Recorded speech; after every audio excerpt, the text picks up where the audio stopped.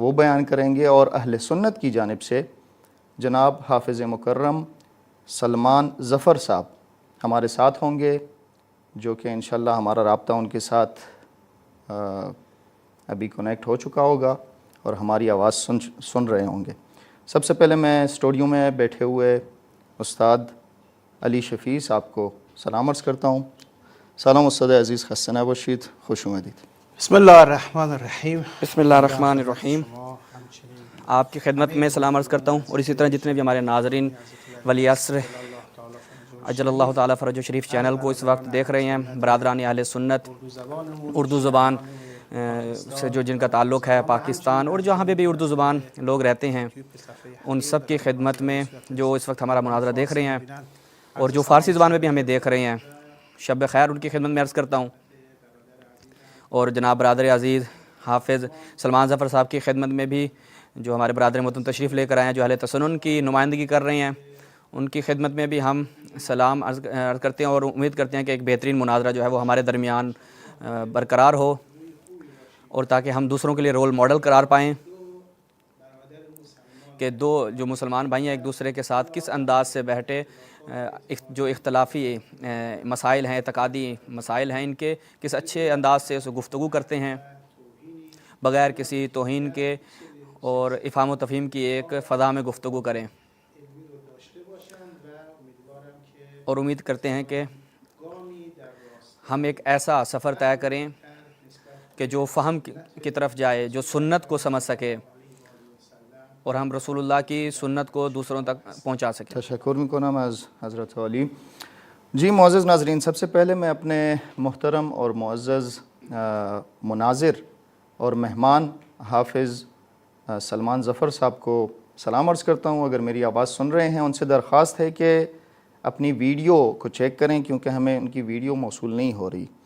اور جیسے کہ استاد محترم علی شریفی صاحب نے فرمایا کہ یہ ایک اچھا موقع فراہم ہوا ہے اس چینل کے ذریعے کہ دو بھائی اہل سنت اور اہل تشیع آپس میں مل کر ایک علمی گفتگو رکھے، اور انشاءاللہ کہ خدا نظر کرم کرے اس مناظرے کے اوپر اور ایک اچھا نتیجہ اور فائدہ مند مناظرہ رہے۔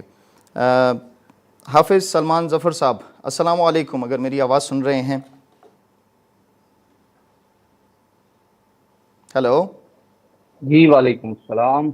حافظ صاحب خیریت سے ہیں؟ آپ کو خوش آمدید عرض کرتا ہوں، نہایت شکر گزار ہوں کہ آپ نے ہماری دعوت قبول کی۔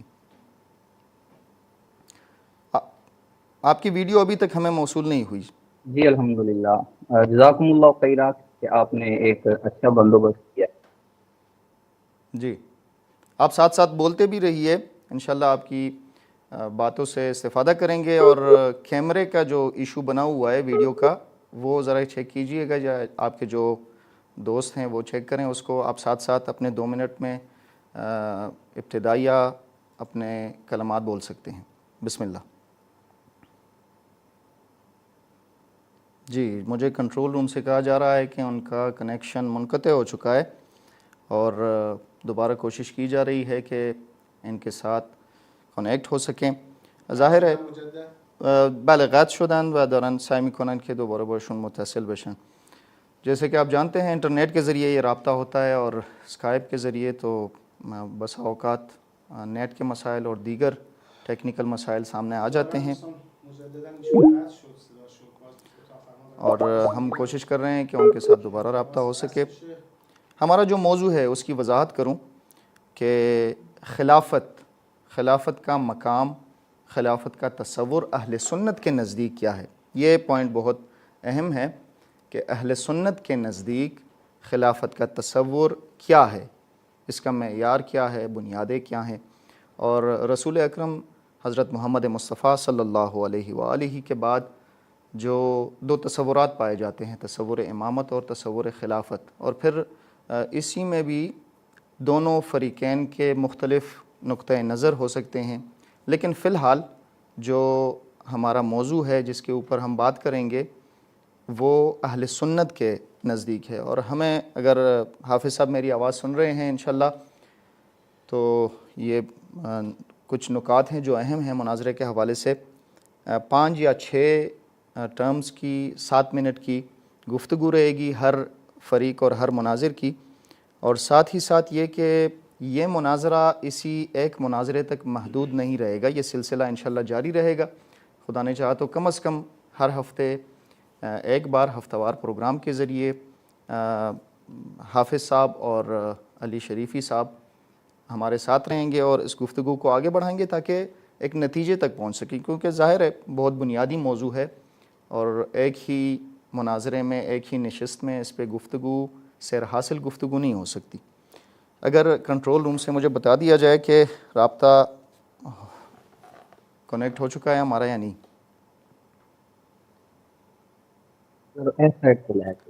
جی حافظ صاحب السلام علیکم۔ آپ کی ویڈیو ابھی تک نہیں آ رہی لیکن آواز جی وعلیکم سن رہے ہیں ہم۔ ویڈیو آن کیجئے، شاید آف ہے وہاں سے۔ اچھا آ گئی ابھی، تھینک یو۔ ویڈیو آن ہے۔ خوش آمدید عرض کرتا ہوں۔ جی وعلیکم السلام، جزاکم اللہ، بہت اچھا آپ نے۔ آپ ابھی آن ایئر ہیں، اپنے 2 منٹ کی گفتگو شروع کر سکتے ہیں، بسم اللہ۔ جی گفتگو ٹائمر لگا دیا آپ نے؟ جی جی نہیں، وہ یہ مقدماتی جو ابتدائیہ آپ کچھ کہنا چاہتے ہیں اپنے ناظرین کے ساتھ اور اس پروگرام اور موضوع کے حوالے سے، وہ ان 2 منٹ میں آپ کہہ سکتے ہیں۔ اس کے بعد استاد شریفی سے باقاعدہ آغاز کریں گے، 5 سے 6 باریاں ہوں گی ہر مناظر کی اور 7 منٹ گفتگو کریں گے۔ یہ 2 منٹ آپ ابتدائیہ کلمات بول سکتے ہیں۔ جی نحمدہ ونصلی علی رسولہ وحبیبہ محمد وعلی آلہ واصحابہ اجمعین، اما بعد فاعوذ باللہ من الشیطان الرجیم، بسم اللہ الرحمن الرحیم، وجادلہم باللتی ہی احسن۔ محترم ناظرین و سامعین، عوام اہل سنت اور برادران اہل تشیع، آج چینل کے اوپر ایک بہت ہی خوبصورت بندوبست ولی چینل کی طرف سے کیا گیا ہے۔ اس کے اندر اہل تشیع اور اہل تسنن کے درمیان جو انتہائی بنیادی مسئلہ ہے امامت اور خلافت کا، اس کے حوالے سے گفتگو کے لیے میرے ساتھ میں اہل سنت کا اور جامعہ محمدیہ نوریہ رضویہ بی شریف کا ایک ادنیٰ طالب علم ہونے کی حیثیت سے آپ کے سامنے موجود ہوں۔ مقدماتی گفتگو میں میں یہی گزارش کرنا چاہوں گا کہ آواز آ رہی ہے جی میری؟ بہت سلو ہے، نہیں معلوم آپ کی طرف سے ٹیکنیکل مسئلہ ہے یا یہاں۔ آپ گفتگو جاری رکھیے انشاءاللہ کہ جی جی جاری رکھیے آپ۔ سب سے بنیادی بات یہ ہے کہ قرآن مقدس کی بھی ہمیں یہی تعلیم ہے، نبی اکرم صلی اللہ علیہ وسلم کی بھی یہی تعلیم ہے، خود اہل بیت کرام علیہ السلام کی بھی یہی تعلیم ہے، اور اس تعلیم کے اندر ایک بہت بنیادی بات جو اللہ اس کے رسول نے ارشاد فرمائی ہے وہ ہے حسن ظن، اجتنبوا کثیرا من الظن۔ اس کے علاوہ احادیث میں بھی یہی آتا ہے کہ ظن المؤمنین خیرا۔ اہل سنت اور اہل تشیع کی کتب میں اس کا حوالہ پیش کرنے کی کوئی کرنا ضرورت نہیں۔ تو ایک عام مومن کے بارے میں ہمیں یہ حکم ہے کہ اگر کوئی فعل آپ کسی مومن سے سرزد ہوتا دیکھتے ہیں، حتی الامکان اسے مثبت، حتی الامکان اسے حسن ظن کی بنیاد پر آپ دیکھیں گے، غلط گمانی جو ہے اس سے پرہیز کریں گے۔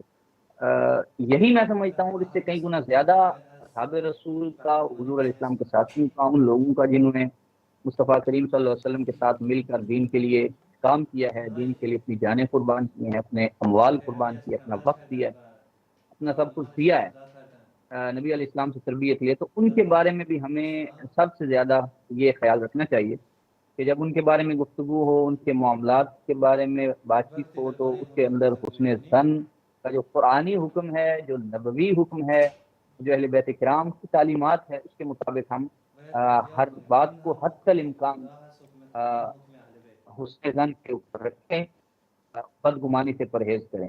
جب حسن ظن پہ رکھا جائے گا تو پھر بہت ساری جو غلط فہمیاں اہل تشیع کی وہ ختم ہو جائیں۔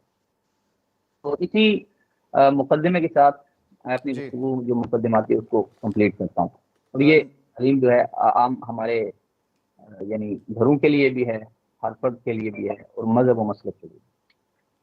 نہایت شکر گزار ہیں حافظ صاحب، آپ نے بہت اچھے نقطے کی طرف اشارہ کیا۔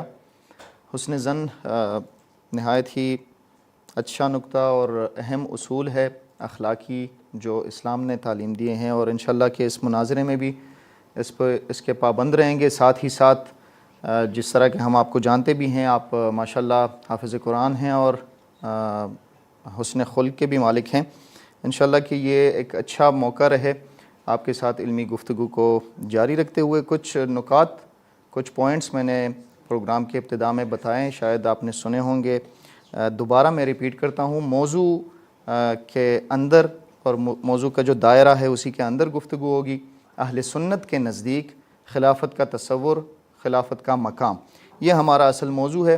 لہٰذا اہل تشیع کی نظر میں امامت یا خلافت کا تصور یہ آج کی گفتگو میں شامل نہیں ہے، اور ساتھ ہی ساتھ جیسے کہ آپ جانتے ہیں یہ ایک تفصیلی گفتگو ہے۔ امید ہے کہ آپ بھی ہماری دعوت قبول کریں گے اور اس سلسلے کو جاری رکھیں گے۔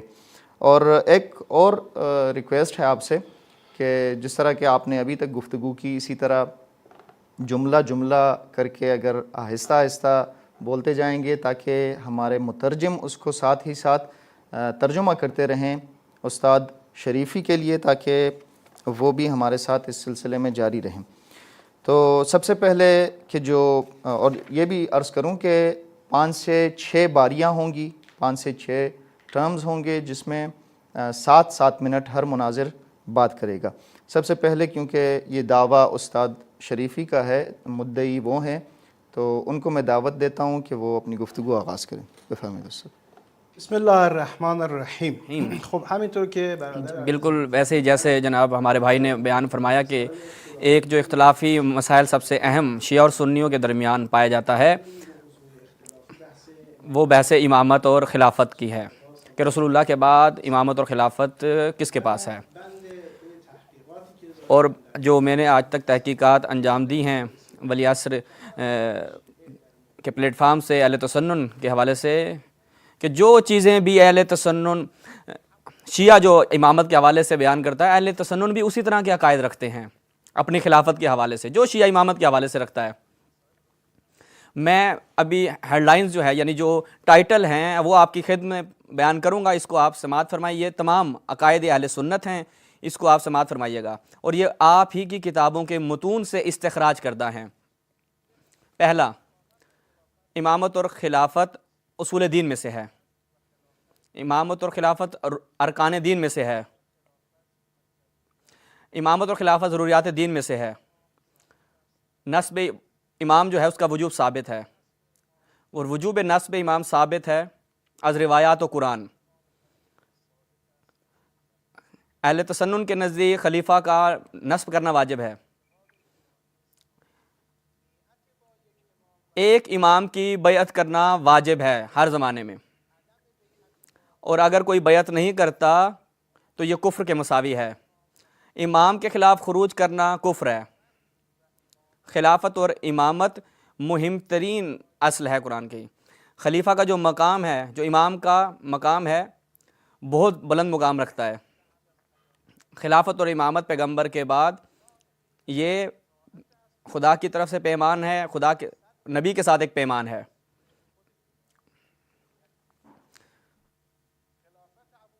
حضرت ابو بکر عمر کی خلافت اصل ہے اصول دین میں سے۔ خلفاء کی خلافت توحید و نبوت سے بھی بالا تر چیز ہے۔ اگر کوئی خلافت حضرت ابو بکر عمر کا انکار کرتا ہے وہ کافر ہے، اور اس کا جو منکر ہے وہ کافر ہے۔ اور دینی اور سیاسی خلیفہ جو ہے وہ ہر عصر میں ایک زمانے میں موجود ہوگا۔ خلفاء کی تعداد 12 ہوگی تا قیامت، اور امامت جو ہے وہ قریش میں بنی ہاشم میں رہے گی۔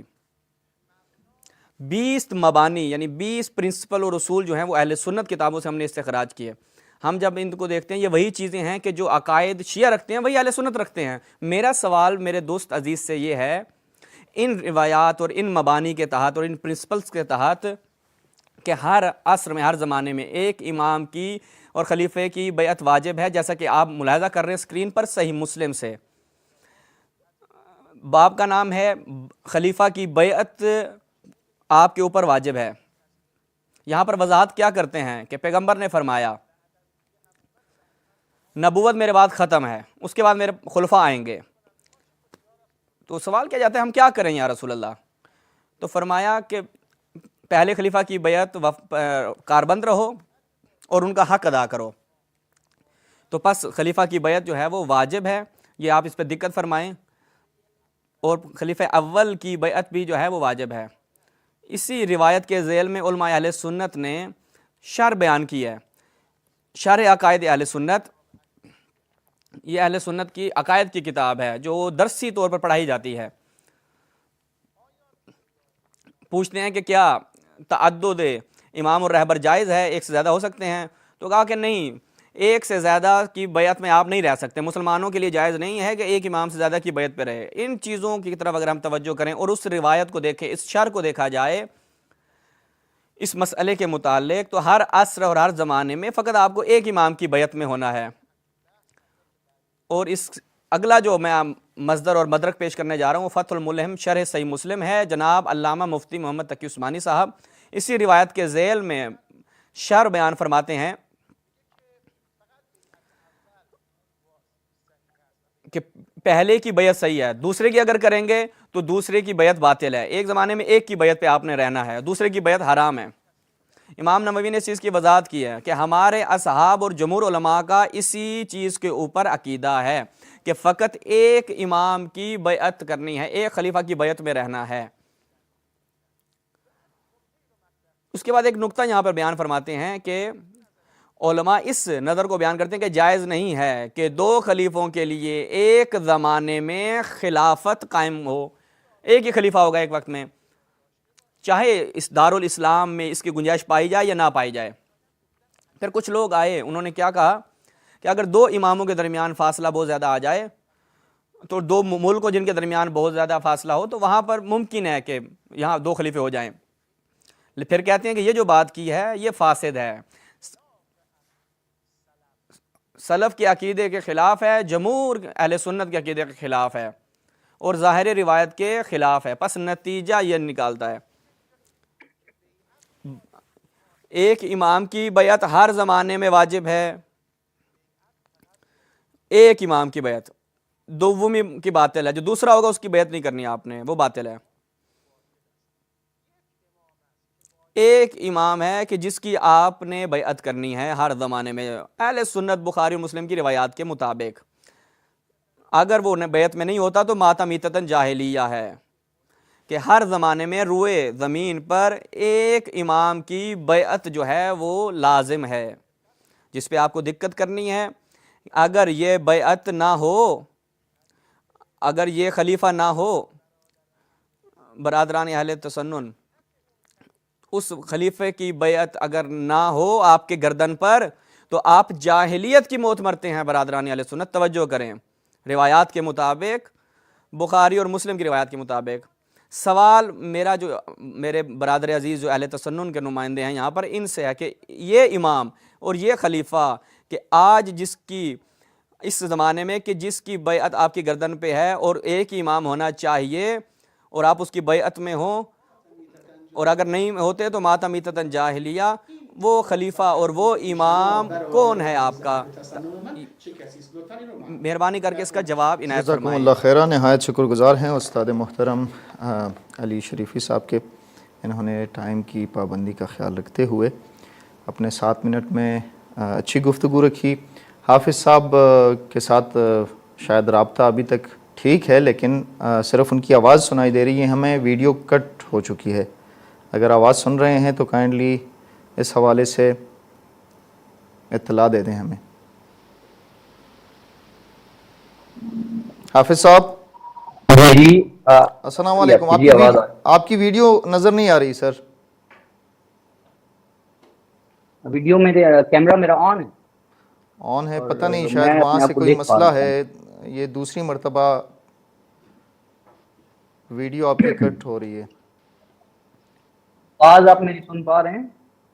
جی جی آپ کی آواز آ رہی ہے، آپ کی آواز آ رہی ہے، لیکن ویڈیو نہیں ہے، تصویر نہیں ہے. نہ ہم دیکھ سکتے ہیں نہ ناظرین دیکھ سکتے ہیں.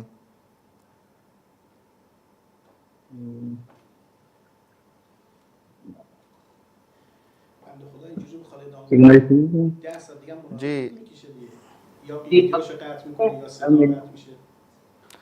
جی آپ ساتھ ہی ساتھ اپنے آپ یوٹیوب پہ بھی دیکھ سکتے ہیں، ولی اللہ سر چینل کے اوپر آپ کی ویڈیو نہیں آ رہی، ہمیں موصول نہیں ہو رہی. یہ مسئلہ آپ ساتھ ساتھ حل کریں، اور اگر چاہتے ہیں تو اپنی گفتگو کا آغاز کر سکتے ہیں. جو دعویٰ کیا ہے استاد شریفی صاحب نے، اگر ویڈیو آئے تو زیادہ بہتر ہے تاکہ ناظرین بھی لطف اندوز ہوں.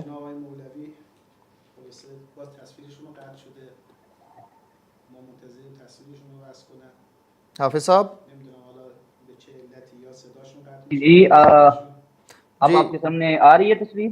آپ کی آواز آ رہی ہے لیکن ویڈیو نہیں ہے، تصویر نہیں ہے، یا یہ آپ کی چلیں طرف وہ سے ہی مشکل لگ رہی ہے؟ کنیکشن میں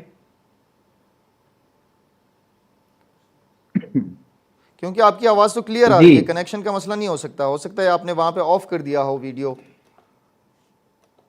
یہ وجہ ہو سکتی ہے. آپ ہاں چیک جی، کریں، دوبارہ ریچیک کریں. نہیں ویڈیو آن ہی ہے، کیمرہ میرا آن ہے. Connection last. ولی اسد چینل پہ جیسے کہ میں نے بتایا، اب وہاں پہ اگر آپ دیکھیں گے یوٹیوب کے اوپر، آپ کی ویڈیو ہمیں موصول نہیں ہو رہی. ہاں جیسے کہ آپ دیکھ رہے ہیں کنیکشن بھی منقطع ہو چکا ہے، اور ان کی آڈیو بھی ہمیں نہیں مل رہی، اور اسی سے ثابت ہوتا ہے کہ وہاں سے کوئی ٹیکنیکل مسئلہ ہے. انشاءاللہ کہ اس کو جلد از جلد رفع کریں گے، اور انشاءاللہ کہ اس گفتگو کو اچھے طریقے سے ایک اچھا سٹارٹ مل جائے اور مفید گفتگو ہو، کیونکہ اگر یہ مسائل بیچ میں آئیں گے تو پھر گفتگو کو جاری نہیں رکھ پائیں گے ہم. اگر دیکھ رہے ہیں حافظ صاحب، ان سے ریکویسٹ ہے کہ جلد از جلد یہ رابطہ دوبارہ متصل کیا جائے. جیسے کہ استاد شریفی نے اہمیت بتائی اس موضوع کی، جب بھی رابطہ ہمارا متصل ہو جائے حافظ مکرم سلمان ظفر صاحب کے ساتھ، مجھے اطلاع دیجیے گا. استاد نے بڑے اچھے طریقے سے سب سے پہلے تو تائید کی حافظ سلمان ظفر صاحب کی باتوں کی، کہ یہ ایک بہت ہی بنیادی مسئلہ ہے اہل سنت اور اہل تشیع کے درمیان. اور جیسے کہ آپ جانتے ہیں انہوں نے 22 پوائنٹس بتائیں، 22 بنیادی باتیں بتائیں اہل سنت کے منابع اور ان کی کتابوں سے، جو احادیث کی روشنی میں انہوں نے بتائے. میں کچھ کی طرف اشارہ بھی کر لیتا ہوں کہ امامت اور خلافت کا تصور ایک اصل ہے، یعنی رکن ہے، یعنی ایک بنیادی چیز ہے. اس عقیدے کو ہم عقیدہ اسلام، دوسرے جو عقائد اسلام ہیں، اصول دین ہیں، اس کی صف میں لا سکتے ہیں. یہ اہل سنت کے نزدیک ایسا ہے. ضرورت دین کی طرف انہوں نے اشارہ کیا، اور ساتھ ہی ساتھ یہ کہ نسب امام اور نسب خلیفہ، یہ کہ کون امام یا خلیفہ چنے گا، یہ قرآن، حدیث اور عقل اور اجماع چاروں سے ثابت ہے کہ ضروری ہے. اسی طرح امام کے ساتھ بیعت، جس کے اوپر انہوں نے فوکس کیا کہ ایک خلیفہ یا امام کے ساتھ بیعت کتنی ضروری ہے، اور رسول اکرم حضرت محمد مصطفیٰ صلی اللہ علیہ وآلہ کی حدیث. جی حافظ صاحب آواز سن رہے ہیں میری؟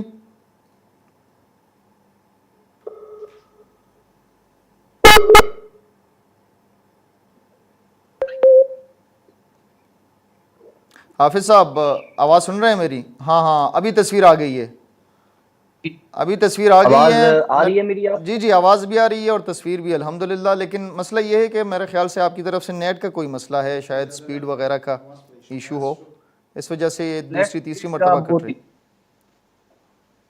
جی ابھی آپ اپنے 7 منٹ کی باری شروع کر سکتے ہیں، بسم اللہ. جی ٹھیک ہے. بسم اللہ الرحمن الرحیم. محترم علی شریفی صاحب نے بڑے اچھے انداز میں اپنا مقدمہ شروع کیا. اولا انہوں نے کہا کہ خلافت ان اہل سنہ اصول دین میں سے ہے. تو سب سے پہلے یہ ذہن نشین رکھے، شاید ان کا دوسری طرف خیال نہیں کیا یا مطالعہ نہیں کیا انہوں نے. اصول دین سے مراد کیا ہے؟ اس میں دو صورتیں ہیں، ایک ہوتا ہے اصول عقائد اور دوسرا ہوتا ہے اصول فقہ. فقہی اصول ہیں۔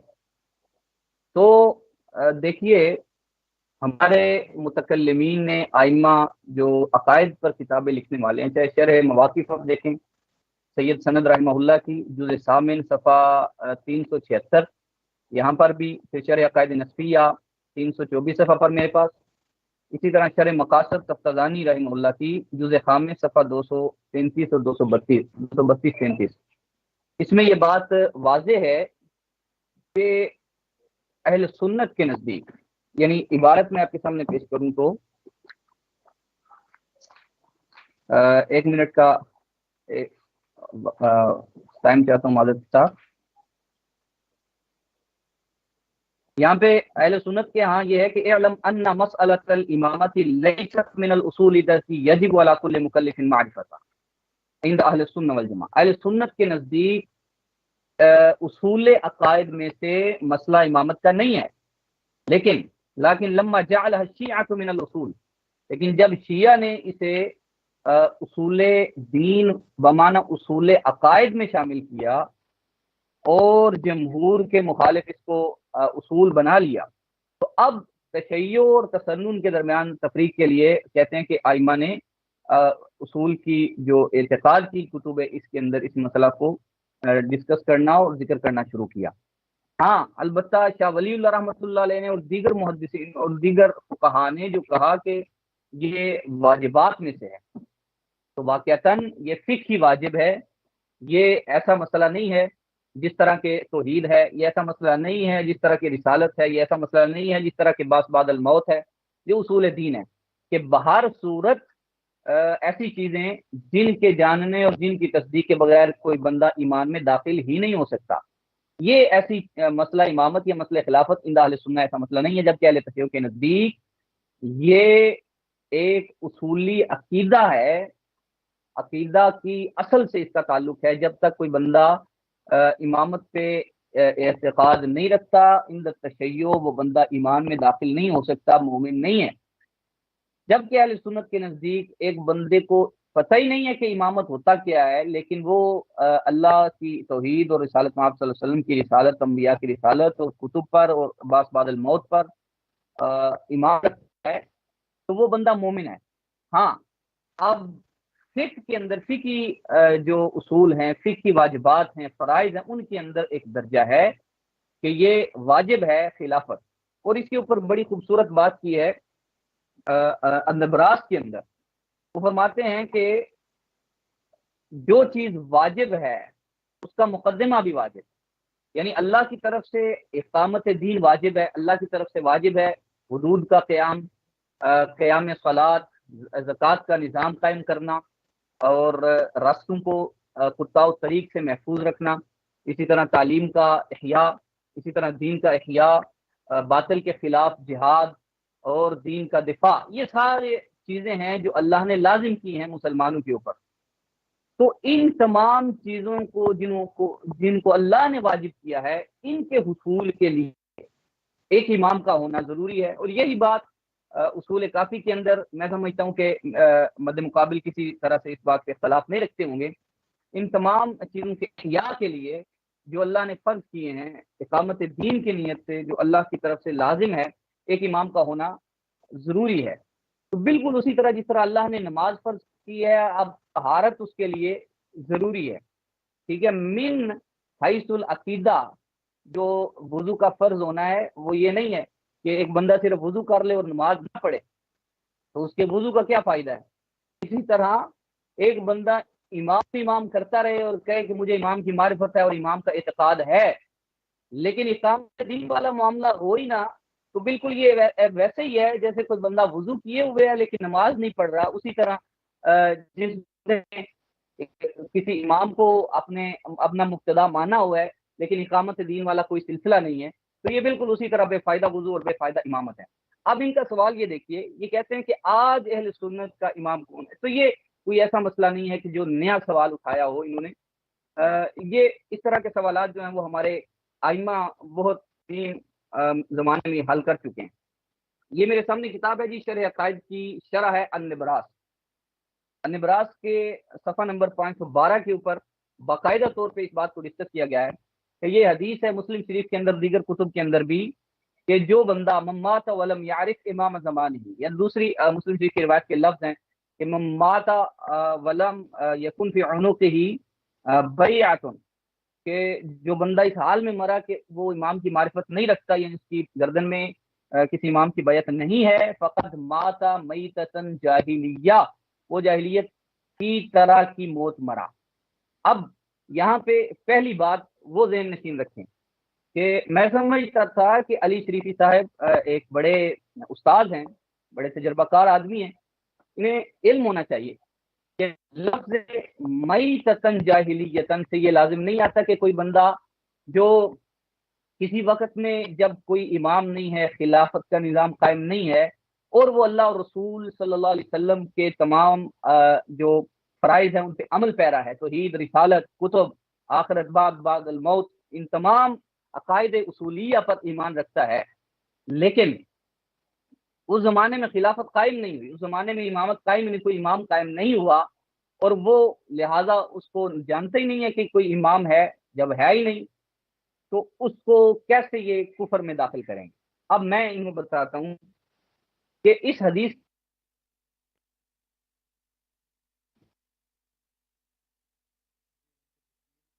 چیز ہو گئی ہے جہاں تک مجھے اندازہ لگ رہا ہے، لیکن ان کا ٹائم بھی کے اندر ختم ہو چکا ہے۔ جی ان کا ٹائم بھی ختم ہو چکا۔ میں شکر گزار ہوں سلمان ظفر صاحب کا، انہوں نے اپنا موقف واضح کیا۔ آپ کا ٹائم ختم ہو چکا حافظ صاحب، آخر میں آپ کے ساتھ رابطہ بھی منقطع ہو گیا تھا 10 سیکنڈ میرے خیال سے، اگر آپ چاہیں تو دوسری مرتبہ ہاں اگلی باری میں بات کر سکتے ہیں۔ از استاد عزیز خواهش میکنم که به گفته هایشون جواب بدن۔ میرے بھائی کچھ نکتے جو ہیں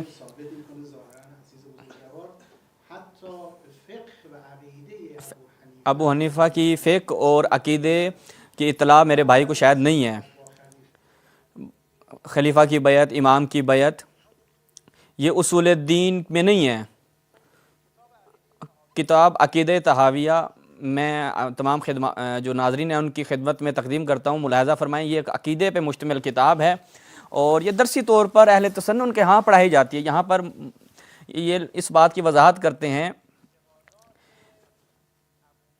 اعتقادات ابو حنیفہ جو اصول دین میں سے ہیں، یہاں پہ دقت فرمائیں، من اصول دین کا لفظ آیا ہے۔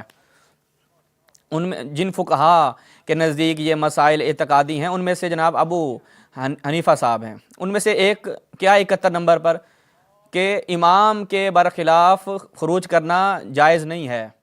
جب حق کے خروج نہیں ہے جو اصول دین میں سے ہے احناف کے نزدیک، تو اس کے بیعت کرنا جو ہے وہ مقدمہ واجب ہے۔ جب حق کے خروج آپ کو حاصل نہیں ہے تو پہلے بیعت ہوگی تو پھر ہی خروج کی بات آئے گی۔ یہ عقیدہ طحاویہ جو بیان کر رہے ہیں کہ وہ اعتقادات جو اصول دین میں سے ہیں، یہ پہلا نقطہ۔ اور اس کے علاوہ دیگر بہت سے اہل سنت مصادر میں اس بات کا اظہار کیا گیا ہے کہ امامت اصول دین میں سے ہے، کہ ارکان دین میں سے ایک رکن ہے۔ ملاحظہ فرمائیں منہاج الوصول الی علم الاصول، جناب بیضاوی کی کتاب ملاحظہ فرمائیں، یہاں پر بیان کرتے ہیں کہ وہ چیزیں کہ جو اصول دین میں سے نہیں ہیں وہ کیا ہے، فروع دین میں سے ہیں، اور ان کی مخالفت کفر نہیں ہے۔ مثلا پیغمبر کے معجزات متواتر نہیں ہیں اور دیگر اس طرح سے مباحث، بخلاف الامامت۔ منہاج الوصول الی علم الاصول جناب بیضاوی یہاں پر اس چیز پر کیا وضاحت کرتے ہیں، یہ جو ہم نے بیان کیا کہ فروع دین میں سے نہیں ہے، جن کا تواتر ثابت نہیں ہے، ان کی مخالفت کفر اور بدعت نہیں ہے۔ امامت کے برخلاف، یعنی امامت میں ایسا نہیں ہے کہ وہ فروع میں سے ہو، بلکہ وہ اصول دین میں سے ہے۔ 40 افراد علماء اہل تسنن میں سے میرے پاس موجود ہیں مستندات کے جنہوں نے تصریح کیا اس بات کی کہ خلافت اور امامت اہل سنت کے نزدیک اصول دین میں سے ہے۔ انہوں نے فرمایا کہ ہم منکر خلافت کو کافر نہیں جانتے، ہم نہیں سمجھتے، یہ ایک اجتہادی امر ہے۔ میرے بزرگوار، میرے عزیز، اگر اس طریقے سے ہے منکر خلافت کو آپ کافر نہیں سمجھتے تو پھر یہ کیوں بیان کیا کہ جو حضرت ابو بکر کی خلافت کو قبول نہ کرتا ہو وہ کافر ہوگا؟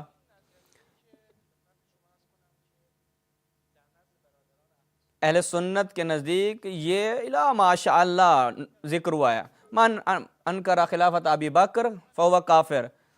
ایک نقطہ جو ہے میں اپنے ناظرین کی خدمت میں یہاں پر ابھی پیش کرتا ہوں تاکہ میری بات کا جو ثبوت ہے وہ آپ ملاحظہ کر سکیں کہ حضرت ابو بکر کی خلافت کا منکر کافر ہے ان کے نزدیک۔ یہ میں ابھی آپ کے سامنے بیان کرتا ہوں۔ ابن عابدین حنفی، یہ احناف میں سے ہیں، حاشیہ ابن عابدین کے رد المختار میں یہاں پر تصریح کیا کرتے ہیں 301 صفحہ نمبر پہ، من انکر خلافت صدیق او عمر فہو کافر۔ آپ نے کہا کہ حضرت ابو بکر عمر کی خلافت کا منکر کافر نہیں ہے، یہ آپ اہل سنت کے نزدیک اجماعی قول کو یہاں پر نقل کرتے ہیں۔ یہ دوسرا نقطہ کہ جس کی طرف متوجہ ہونے چاہیے آپ کو، شاید آپ کو اطلاع نہیں تھی۔ اس کے بعد آپ نے فرمایا کہ اقامہ دین کے لیے ایک امام کا ہونا ضروری ہے۔ ہماری بھی تو یہی بات ہے، ہم بھی تو یہی کہتے ہیں، ہم یہاں پر مشترک ہو گئے۔ تو بس اقامہ دین کے لیے، حدود الہی کے اجراء کے لیے روئے زمین پر ایک امام کا ہونا ضروری ہے، واجب ہے۔ میرا سوال آپ سے یہ تھا، مرگ بے جاہلیت، میں آپ سے ایک سوال کرتا ہوں جو آپ نے مرگ جاہلیت کی بات کی، وہ چیزیں جو شیعہ بیان کر رہا ہے اس طرح نہیں ہے۔ مرگ جاہلی کا ہمیں بتا دیں کہ ہمارے لیے وضاحت کریں، ہمیں سکھائیں، آپ بتائیں کہ مرگ جاہلی سے کیا مراد ہے۔ آپ تو ماشاءاللہ اہل سنت کی کتابوں کو آپ نے بہت زیادہ پڑھا ہوا ہے، تو بتائیں۔ اقامت دین کے لیے امام کی احتیاج ہے، اگر وہ امام نہ ہو دین کی تعطیل ہے، چھٹی ہے، احکام کی چھٹی ہے، شریعت کی چھٹی ہے۔ شریعت اور دین وابستہ ہے اس امام کے ساتھ، توحید، نبوت، معاد، قیامت، جو بھی کچھ ہے دین ہے، عقیدہ ہے، وہ اس امام سے وابستہ ہے، تو جو آپ نے خود بیان فرمایا ہے۔ تو پس یہ امام کہ جو نہ ہو تو دین کا اقامہ نہیں ہو سکتا، دین کو قائم نہیں کیا جا سکتا۔ تو پس مرگ جاہلی کو آپ کیسے تفسیر کریں گے؟ یہاں اس ٹائم میں آپ دقت فرمائیں سوال ہمارا۔ مرگ جاہلی بھی میں انشاءاللہ خود بھی بیان کروں گا، آپ نے خود وضاحت کی اس چیز کی، اگر امام نہ ہو دین کی اقامت نہیں ہو سکتی، قائم نہیں ہو سکتا۔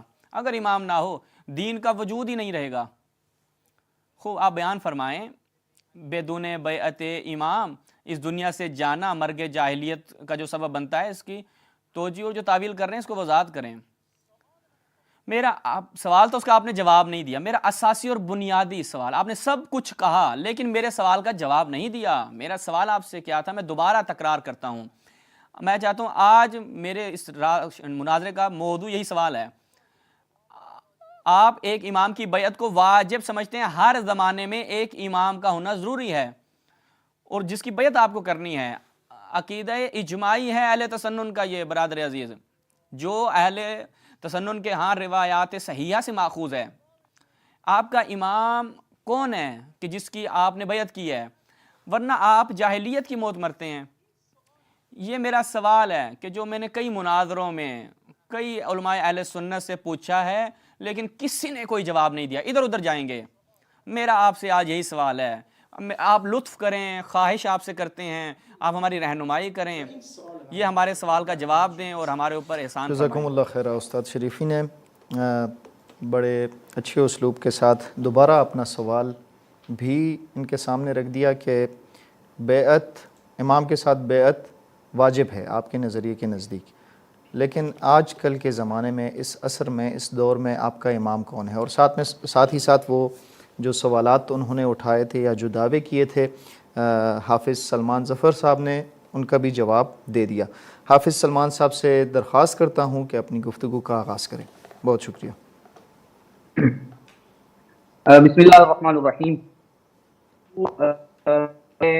ٹرم کے اندر انکمپلیٹ تھی تو وقت مکمل ہو گیا، میں جاہلیت کی موت کے حوالے سے بات کر رہا تھا، لیکن کیونکہ اس ٹرم کے اندر انہوں نے دوبارہ اپنی سابقہ ٹرم میں کی ہوئی باتوں کو دہرایا کہ یہ اصول دین میں سے ہے، تو ناظرین یاد رکھیں اصول دین جب کہا جاتا ہے تو دین کے اندر بنیادی طور پہ دو چیزیں آتی ہیں. اب یہ بات جو ہے وہ نوٹ کریں آپ، علی شریفی صاحب آپ بھی نوٹ کریں. دین کے اندر دو چیزیں ہیں، ایک ہے عقائد اور ایک ہے اعمال. ایک ہے عقائد اور ایک ہے اعمال. بندہ مومن عقائد کے لیے ہوتا ہے، ایمان میں داخل عقیدے کی بنیاد پہ ہوتا ہے. عمل جو ہے وہ اس کا تقوی کے ساتھ تعلق ہے. عمل کے ساتھ یعنی نماز پڑھنے کے ساتھ یا روزہ رکھنے کے ساتھ بندے کا ایمان کے اندر درجہ بڑا ہوتا ہے.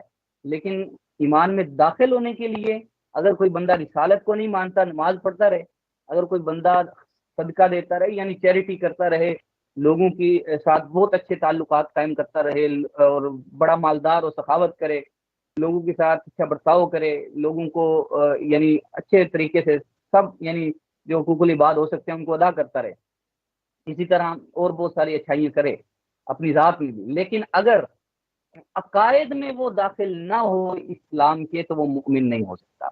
تو یہ بنیادی نقطہ یہ ذہن میں رکھیں. پہلے میں اصلاح کی نیت سے بات کر رہا ہوں، ٹھیک ہے، کہ ایک عقائد ہیں اور ایک دین کی جز ہے اعمال.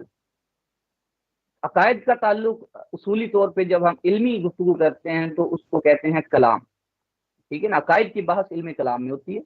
اعمال کی جو بحث ہوتی ہے وہ علم فقہ میں ہوتی ہے.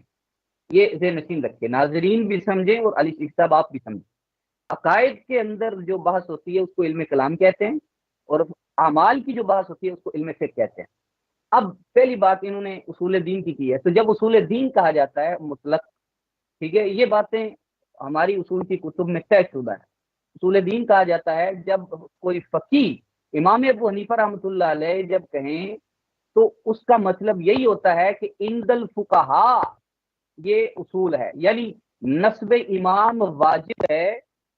یہ اعمال کے ساتھ اس کا تعلق ہے، عقائد کے ساتھ اس کا تعلق نہیں. نسب امام واجب ہے. اب اگر کسی زمانے میں امام کا نسب نہ ہوا تو اس سے واجب کا ترک لازم آئے گا، ایمان کا ترک لازم نہیں آئے گا. سادہ سی بات ہے، ٹھیک ہے. ہاں باقی جو بات ہے کہ نفس امامت کے وجوب کا منکر ہو جبکہ اس کے اوپر حدیث واضح ہیں، من لم یعرف امام زمانی، اس کے اوپر صحابہ کرام علیہم الرضوان علیہ السلام کا عمل گواہ ہے. نفس امامت کی ضرورت کا اگر کوئی بندہ منکر ہو کہ امامت کی ضرورت نہیں ہے، واجب نہیں ہے، امامت واجب نہیں ہے، نفس امامت، تو وہ بندہ جو ہے وہ عقائد کے اندر منکر ہے. اور اگر ایک امام کا نصب کرنا جو ہے یہ ایک عمل ہے، فقہی واجب ہے. اب اس کے اوپر اگر کوئی بندہ عمل نہیں کر رہا تو فقہی واجب کا تارک کافر نہیں ہوتا، بلکہ فقہی واجب کا تارک جو ہوتا ہے وہ گناہ گار ہوتا ہے. سادہ بات ہے. اب دوسری بات ذہن نشین رکھتے ہیں کہ نماز پڑھنا جو ہے، یہ ہمارے طالب علم سن رہے ہیں ان کو بھی یہ بات سمجھ میں آ گئی ہے، آپ کو سمجھ آئے یا نہ آئے، ناظرین کو سمجھ آ جائے گی. دوسرا یہ ہے کہ نماز پڑھنا اللہ کی طرف سے ہر مسلمان پہ فرض ہے، واجب ہے.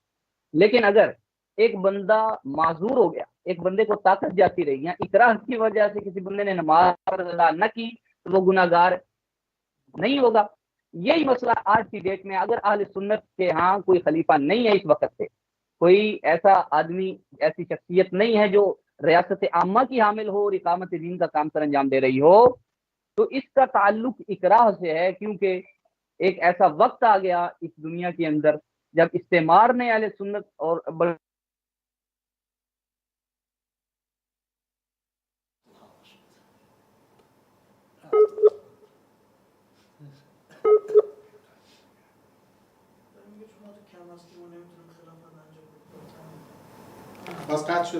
جی ناظرین، جیسے کہ آپ دیکھ رہے ہیں ان کے ساتھ پھر سے مسئلہ پیش آیا ہے، ٹیکنیکل اور ریکنیکٹنگ آ رہے ہیں. انشاءاللہ کہ رابطہ دوبارہ متصل ہو سکے.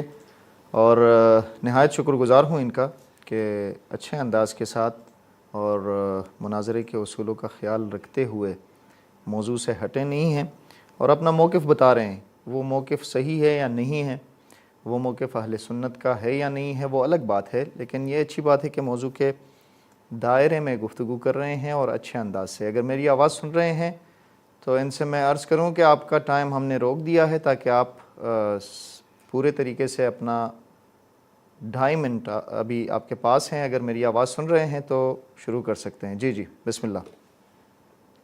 جی میری آواز اور میری تصویر آپ تک پہنچ رہی ہے؟ بالکل۔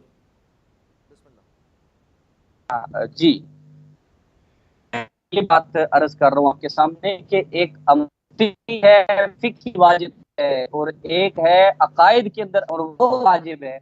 تو عقائد کے اندر جو کسی واجب کا منکر ہوگا وہ کافر ہوگا، اور فقہی واجب کا اگر کوئی بندہ عامل نہیں ہے، اس پہ عامل نہیں ہے، ہر مسلمان کا یہ عقیدہ، اہل سنت کا یہ عقیدہ ہے کہ نسب امام واجب ہے، لیکن نسب امام کر نہیں رہے تو اس سے کافر نہیں ہوں گے، کیونکہ عقیدہ ان کا باقی ہے۔ میری آواز سن رہے آپ؟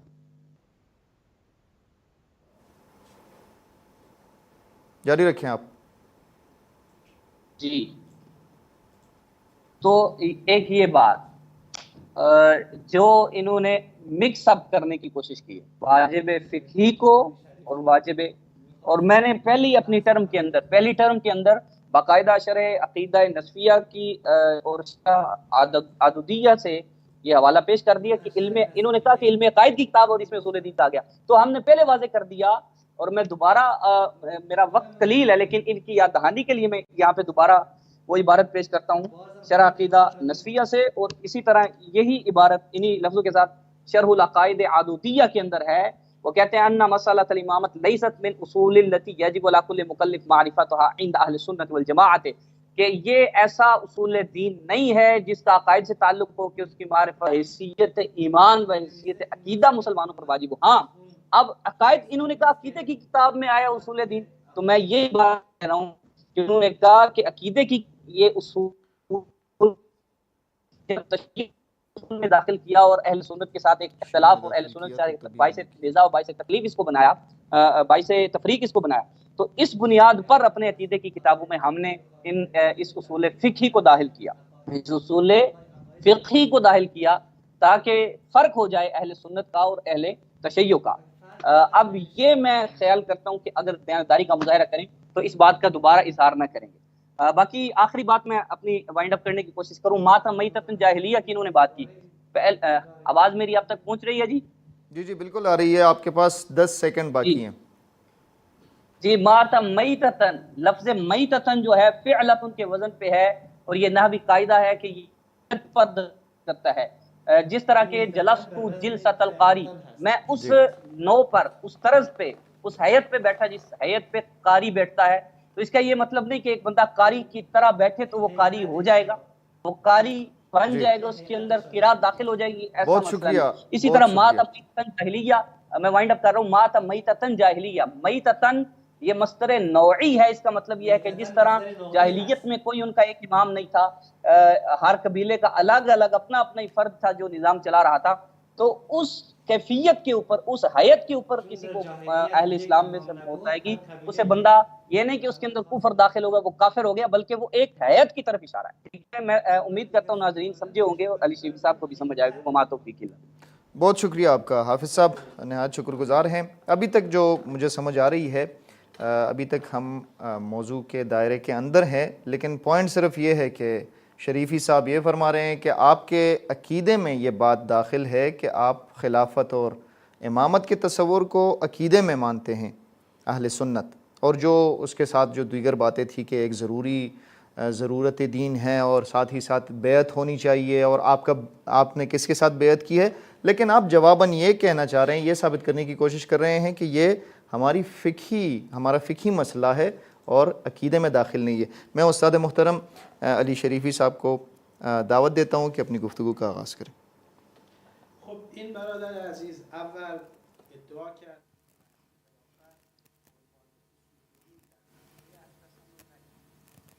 یہ انہوں نے فرمایا کہ عقیدے میں نہیں آئی، عقیدے کی کتابوں میں یہ چیز بیان نہیں ہوئی، میں نے عقیدے کی کتابوں سے آپ کی خدمت میں بیان کیا اور احناف کی کتابوں سے پیش کیا ہے۔ پھر انہوں نے آ کے دعویٰ کیا ہے کہ اصول دین کی دو چیزیں ہیں، ایک بحث عمل ہے، ایک میں عقیدہ ہے۔ پہلا نقطہ یہ کہ یہ جو فرق آپ نے بیان کیا ہے عمل اور فعل، فعل اور اعتقاد کے درمیان، یہ مرجئہ کا اعتقاد ہے۔ مرجئہ کو آپ زندیق سمجھتے ہیں، وہ اس امت کے یہود ہیں. یہ اگر آپ ملاحظہ فرمائیں، یہی جو چیز آپ نے بیان کی، اسی کو جملے کو اگر آپ سرچ لگائیں تو یہ آپ کو پتہ چل جائے گا کہ عمل اور ایمان میں جو یہ فرق ہے یہ مرجئہ کے اعتقادات میں سے ہیں. ان کو آپ زندیق سمجھتے ہیں، یعنی آپ نے اس طریقے سے خود کو زندیق بنا لیا ہے. اگلا مطلب میں آپ کی خدمت میں بیان فرماؤں. جامع الحدیث جناب سیوطی، مرجئہ جو ہیں وہ قول اور عمل کے درمیان فرق رکھتے تھے. وہم یہود ہذہ الامہ، یہ اس امت کے یہودی ہیں. میرے بھائی، پہلے تو آپ احناف کے اعتقاد کو نہیں جانتے تھے، اب آپ نے احناف کو اس امت کا یہود بنا دیا ہے، زندیق بنا دیا. میرے بھائی، میں معذرت چاہتا ہوں برادران اہل سنت سے، میں کوئی جسارت کا ارادہ نہیں رکھتا، میں نقل قول کر رہا ہوں. نقل قول کفر نہیں ہے. میرے بھائی سے میں درخواست کروں گا کہ اس سے پہلے کہ جب کچھ بیان کرنا چاہیں تو پہلے تحقیق کر لیا کریں. اور دوسری بات ہے کہ ہمارے موضوع سے اس بحث کا ربط نہیں ہے، عمل جدا عقیدہ جدا. ہماری بحث سمجھیں آپ، یہ جزو اصول اعتقادات میں سے ہے، یا فقہی، اعتقادی، جو آپ اس کا نام رکھ دیں. میرے بھائی، میرا سوال یہ جو آپ سے پوچھا تھا، آپ نے اس بات کا اعتراف کیا ہے کہ حتماً اقامت دین کے لیے خدا کی طرف سے ایک امام کا ہونا ضروری ہے، اس پہ دقت کریں. اور آپ نے فرمایا کہ اگر عقیدے کی اجرا مشکل ہے، اگر امام نہیں ہے، اگر بات کو آپ خود سمجھیں، اگر امام کے نصب کا قائل نہ رہیں تو عقیدے میں مشکل پیدا ہوتی ہے. میں آپ سے سوال پوچھتا ہوں میرے بھائی، جناب عزیز، برادر بزرگوار، آیا نصب امام کے آپ قائل ہیں یا نہیں ہیں؟ اگر نہیں ہیں تو پھر مشکل ہے آپ کے لیے. اگر ہیں تو وہ امام کون ہے جس کے نصب کے آپ قائل ہیں؟ ایک آپ نے نقطہ بیان فرمایا، لیکن آپ نے وہ لپیٹ کے بیان کیا کہ اہل سنت جو ہیں وہ مستر ہیں، استرار ہے. یہ آپ نے کہاں سے بیان کیا ہے؟ اس پہ دلیل دیجئے. ہمارے لیے دلیل بیان فرمائیے کہ حالت استرار میں امام نہ ہو تو روایات کوئی مشکل نہیں ہے، صحیح روایات سے آپ میرے لیے بیان فرمائیں. بہت مہم ہے تاکہ میں اس بات کو قبول کروں کہ اصل ہے آپ کے پاس کہ امامت کا نصب ہونا ضروری ہے، امام کا ہونا ضروری ہے. اور دوسرا آپ ثابت کریں کہ آپ مستر ہیں، حالت استرار میں ہیں اور اس وقت امام نہیں ہے آپ کے پاس. یہ بڑا نہایت اہم نقطہ ہے. ایک مطلب میں آپ کے لیے پڑھنا چاہتا ہوں. ازالۃ الخفا عن خلافت الخلفاء، پہلی جلد، محدث سے ہند شاہ ولی اللہ دہلوی. اس کو حتماً دقت سے ملاحظہ فرمائیں. کہا کہ جب رسول اللہ اس دنیا سے گئے تو اقامت دین کیا ہو گئی؟ موقوف ہو گئی. کس پر؟ ایک ایسے شخص پر کہ جس کو نصب کرنا ہے. وہی جو آپ نے بات کی کہ اگر امام اور خلیفہ نہ ہو تو دین کی چھٹی ہے، شریعت نہیں ہے، شریعت وابستہ اس امام کے وجود سے. بعد میں کیا بیان کرتے ہیں؟ یہاں پہ دقت فرمائیں کہ اقامت دین موقوف ہے، ڈیپینڈ کرتا ہے کس کے اوپر؟ کہ نبی کے بعد ایک شخص کا ہونا ضروری ہے، اور یہ واجب الکفایہ ہے تمام مسلمانوں پر. الی یوم القیامہ نصب خلیفہ واجب ہے چند دلیلوں کی وجہ سے. پہلی دلیل، صحابہ نے دفن پیغمبر کو چھوڑ دیا، رسول کے کفن و دفن کو چھوڑ دیا، پہلے گئے خلیفہ کو معین کیا. یہ پہلی دلیل ہے امام کے نصب کرنے کی. رسول اللہ کے کفن و دفن کو سائڈ پہ رکھ دیا، پہلے جائیں امام کو نصب کریں. آپ کہتے ہیں استرار، مجبوری، پیغمبر کے دفن کرنے سے بھی کوئی چیز بڑی ہو سکتی ہے؟ بعد چلے جاتے سقیفہ میں، لیکن پہلے کیا؟ رسول اللہ کا جنازہ چھوڑ دیا، رسول اللہ کا جنازہ زمین پہ پڑا رہے، لیکن امت بغیر امام کے نہ رہے. وہ بھی صحابہ کا زمانہ، بھائی سلف صالح کا زمانہ ہے جو حجت ہے آپ کے اوپر. اگر جو ان کے پیچھے جو اس زمانے کے سارے جنتی، اس زمانے میں وہ صحابہ وہ رسول اللہ کے جنازے کو چھوڑ دیا، وہ گیا بھائی خلیفہ معین کرنا ہے. دوسری چیز، دوسری دلیل کون سی ہے امامت نصب کرنے کی؟ یہ روایت من مات ولیس فی عنقہ بیعۃ مات میتۃ جاہلیہ، یہ نص شرعی ہے. تیسری دلیل کیا ہے امام کے نصب ہونے کے ہر زمانے میں، جو بہت اہم ہے، کہ خداوند متعال نے جہاد، قضاء، احیاء علوم دین، ارکان اسلام کی اقامت، کفار کو، اسلام کو کفار سے بچانا، یہ سب واجب ہے کفائی طور پر، اور یہ سب امام کے نصب کیے بغیر ممکن نہیں ہے۔ مقدمہ واجب ہے، تو پس کبار صحابہ اسی چیز پر کاربند تھے۔ اگر آپ کے آج کے زمانے میں امام نہ ہو، یا تو یہ ہوگا کہ مرگ جاہلیت اس دنیا سے جائیں گے۔ مرگ جاہلیت کا سب سے لاسٹ درجہ کیا ہے؟ گمراہی ہے۔ تو رسول نے نہیں فرمایا کہ میری امت 73 فرقوں میں تقسیم ہوگی، ایک ناجیہ ہوگی، باقی سارے جہنمی ہوں گے۔ آیا وہ فرقے ناجیہ گمراہ ہو سکتا ہے؟ آیا گمراہ انسان ہدایت اور مستقیم راستے پر ہے؟ نہیں۔ میں نے آپ کے مطلب کو آغا دہلوی کے الفاظ سے تکمیل کیا ہے کہ اگر امام نہ ہو تو دین کا وجود نہیں ہے، شریعت کی تعطیل ہو جائے گی، احکام کی تعطیل ہو جائے گی۔ دوبارہ میں آپ سے سوال کرتا ہوں، آپ کا امام آج کے زمانے میں جس کی بیعت آپ نے کی ہوئی ہے وہ کون ہے، اور جس کے بغیر آپ مرگ جاہلیت شکر مرتے ہیں؟ استاد شریفی عزیز ناظرین اور حافظ سلمان ظفر صاحب کو شکر گزار ہوں ان کا، اور ان سے چاہتا ہوں کہ موضوع کی جانب دھیان دیں اور جو سوال پوچھ رہے ہیں، کیونکہ دعویٰ انہی کی طرف سے ہیں، لہٰذا جو ریفرنسز یہ بتا رہے ہیں آپ کو اور آپ کے عقائد کی کتابوں سے، کائنڈلی اگر اسی پہ رہیں تو زیادہ بہتر ہے۔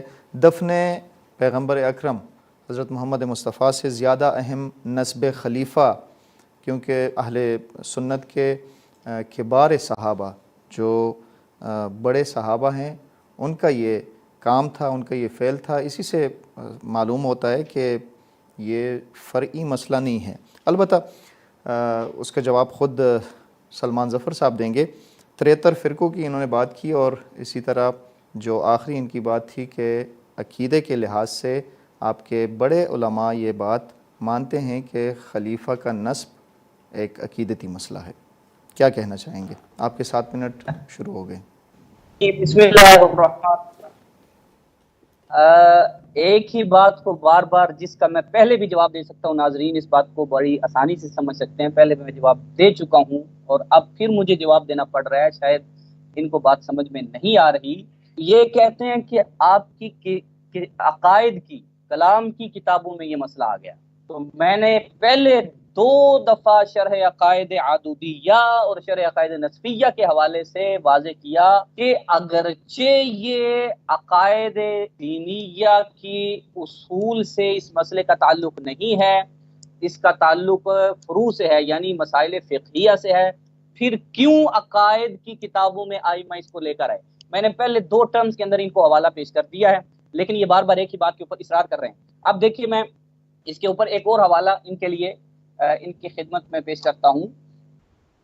دیکھیے، یہ کتاب ہے جی میرے سامنے، شرح مواقف، ٹھیک ہے، سید سند رحمہ اللہ کی، یہ ہمارے ہاں عقیدے کی ایک بہت بلند پایہ کتاب ہے۔ اس کے اندر جو اس کی نمبر 8 ہے اور صفحہ 376 ہے، المرصد الرابع فی الامامۃ و مباحث ہے۔ اس کی ابتدائی پہلی لائن کو اگر یہ دیکھیں، انہوں نے فرمایا لیست من اصول الدیانات والعقائد خلاف للشیعہ، کہ یہ ہمارے نزدیک اصول دیانات اور اصول عقائد سے اس کا تعلق نہیں ہے، بخلاف شیعہ کے، کیونکہ شیعہ اس کو عقیدے کا اصول سمجھتے ہیں۔ بل ہی عندنا من الفروع المتعلقة بافعال المکلفین اذ نصب الامام عندنا واجب علی الامة سمعا۔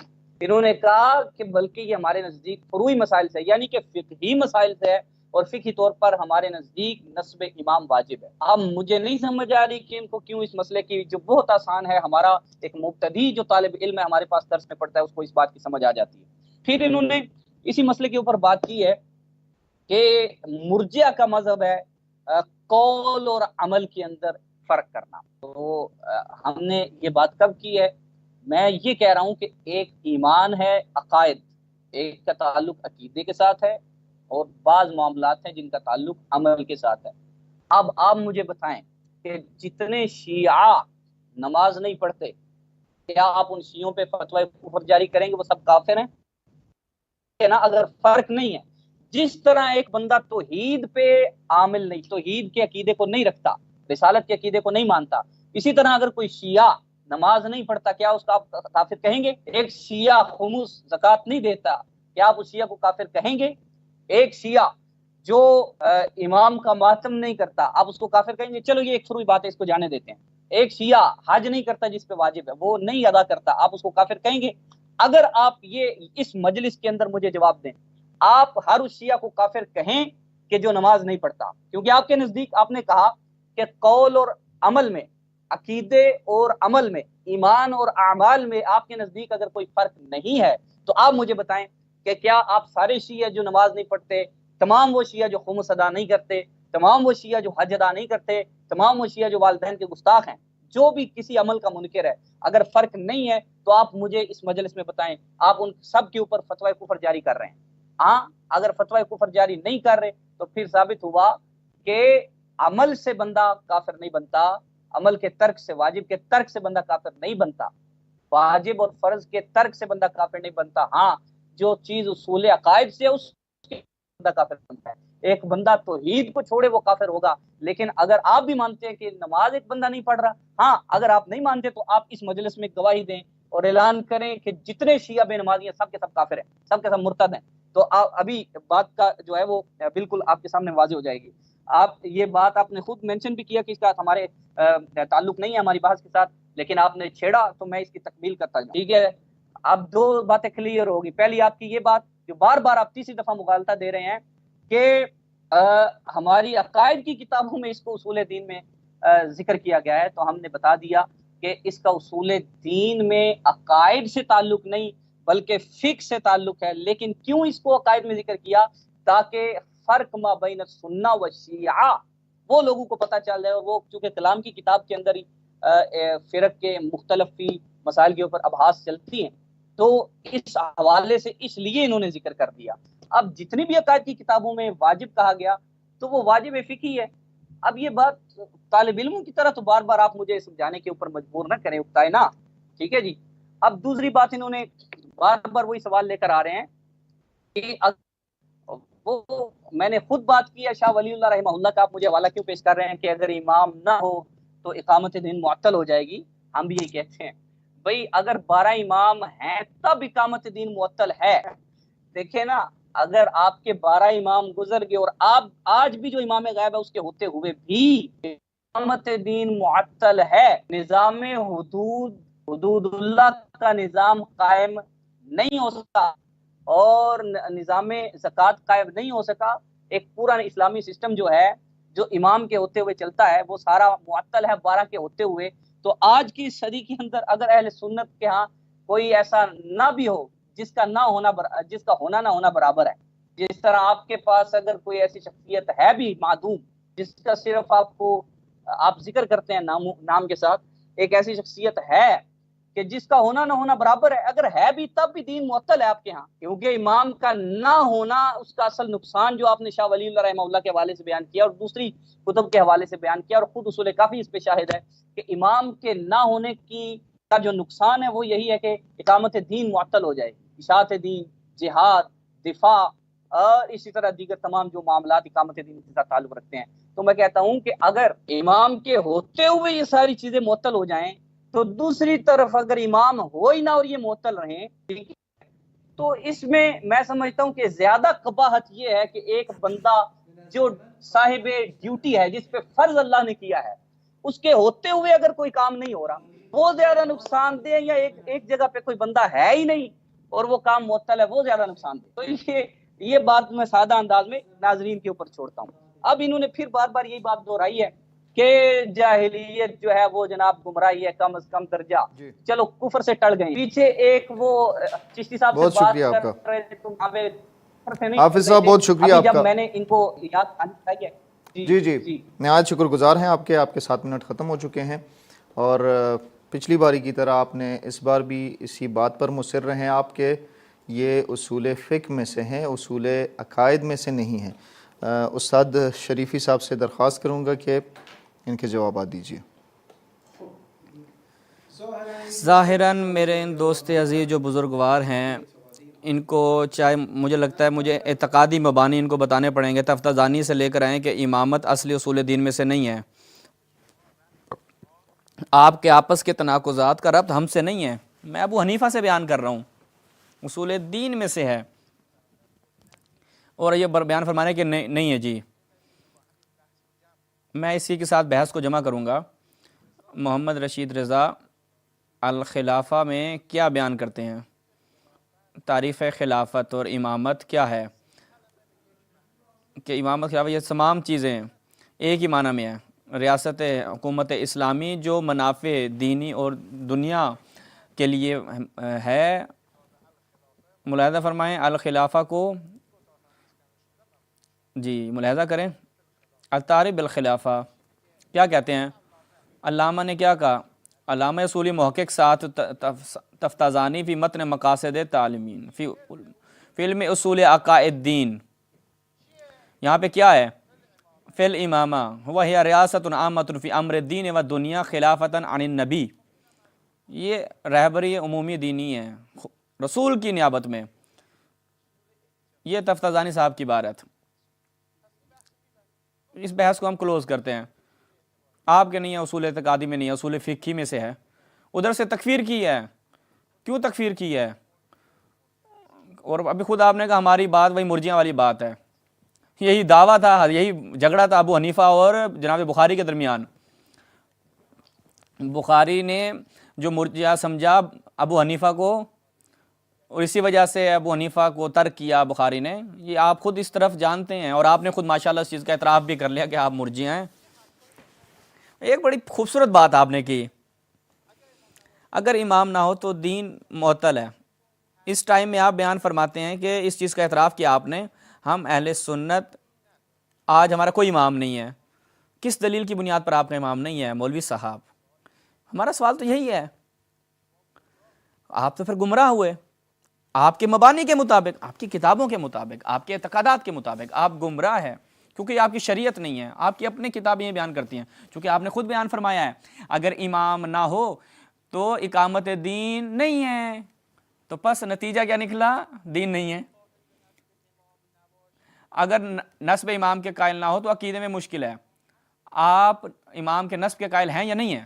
اس کو مشخص کریں، واضح کریں، اگر ہیں تو پھر آپ کا امام ہونا چاہیے۔ آپ ایسا ہو ہی نہیں سکتا کہ امام آپ کا وجود نہ رکھتا ہو۔ آپ نے کہا کہ ہم باطل ہیں، ہم گمراہ ہیں، تو بھائی شیعہ کا بھی تو امام ہے لیکن وہ امام غائب ہے، یہ الگ بحث ہے۔ ہمارا امام جو غیبت میں ہے، اس کا فائدہ اس سورج کی طرح ہے کہ جو بادلوں کے پیچھے ہے، بالکل اسی طرح جو جناب آلوسی نے روح المعانی میں اس کے بیان کی ہے، قطب عالم کی طرح۔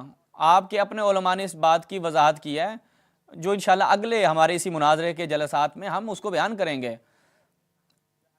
موضوع جو ہمارا ہے وہ مقام خلافت کا، جو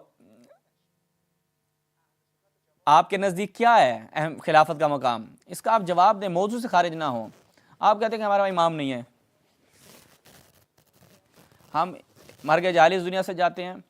میں ایک اور صفت جو ہے وہ اس امام کی، جو اہل تسنن کا امام ہے، جس میں یہ صفت پائی جائے، وہ میں آپ کی طرف بیان کرتا ہوں۔ نسب خلیفہ کا وجوب، اس کی بیعت کا وجوب، یہ خلیفہ اس کی کیا صفات ہونی چاہیے؟ ان صفات میں سے ایک صفت صحیح مسلم، ملاحظہ کریں 3 جلد۔ لوگوں کا قریش کی اتباع کرنا، امر خلافت میں جو قریش میں رہے گی، کہ امر خلافت میں لوگ قریش کی اتباع کریں، ان مسلمانوں کی اتباع کریں، اور ان کے کافر ان کے کافروں کی۔ کفار ائمہ بھی ہم میں سے جو کافر امام ہوگا اس کی اتباع کریں گے۔ ایک اور روایت جو پیغمبر نے فرمائی کہ جس امام کی بیعت کرنا واجب ہے، ہر زمانے میں اس امام کا ہونا ضروری ہے، وہ حتماً کیا ہونا چاہیے؟ قریشی ہونا چاہیے۔ تکمل فتح الملہم، شرح صحیح مسلم، مفتی تقی عثمانی صاحب اسی روایت کے ذیل میں کیا بیان فرماتے ہیں؟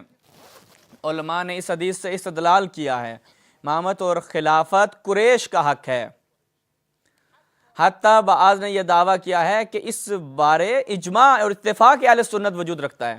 امام نووی نے لکھا ہے اس بارے میں، یہ حدیث اور اس طرح کی دیگر احادیث اس بات پر دلالت کرتی ہیں کہ خلافت قریش کے ساتھ مخصوص ہے، یعنی خلافت کا منعقد ہونا کس کے لیے؟ قریش کے لیے، غیر قریش کے لیے جائز نہیں ہے، اور اس مطلب پر صحابہ کا اجماع ہے، اور اس کے بعد بھی اجماع پایا جاتا ہے، اور ہر کوئی اس کی مخالفت کرے اس اجماع کے خلاف وہ اہل بدعت ہے، اجماع صحابہ کے خلاف جا رہا ہے، تابعین کے اجماع کے خلاف جا رہا ہے، چونکہ صحیح حدیث اس پہ دلالت کرتی ہیں۔ مولوی صاحب، میرے بھائی، آپ کا آج کے زمانے میں امام اور خلیفہ کون ہے؟ وہ ایک ہونا چاہیے جس کی بیعت کرنا ضروری ہے، وگرنہ آپ گمراہ ہیں۔ دین کی تعطیل ہے، شریعت کی چھٹی ہے، دین خدا ضائع ہو گیا۔ ان میں سے اس خلیفہ کی صفات میں سے ایک یہ ہے کہ وہ قریشی ہونا چاہیے۔ اسی مطلب کو ابن حزم اندلسی نے الفصل میں بیان کیا ہے۔ کیا کہتے ہیں؟ عقیدہ جو اہل تسنن کا یہ ہے، فذهب اہل السنہ وجمیع الشیعہ وبعض المعتزلہ، کہ شیعہ اور اہل سنت کا اس مسئلے میں اشتراک ہے کہ جائز نہیں ہے کہ قریش کے علاوہ کوئی امام ہو، وہ حتماً قریشی ہونا چاہیے۔ ہماری دلیل کیا ہے؟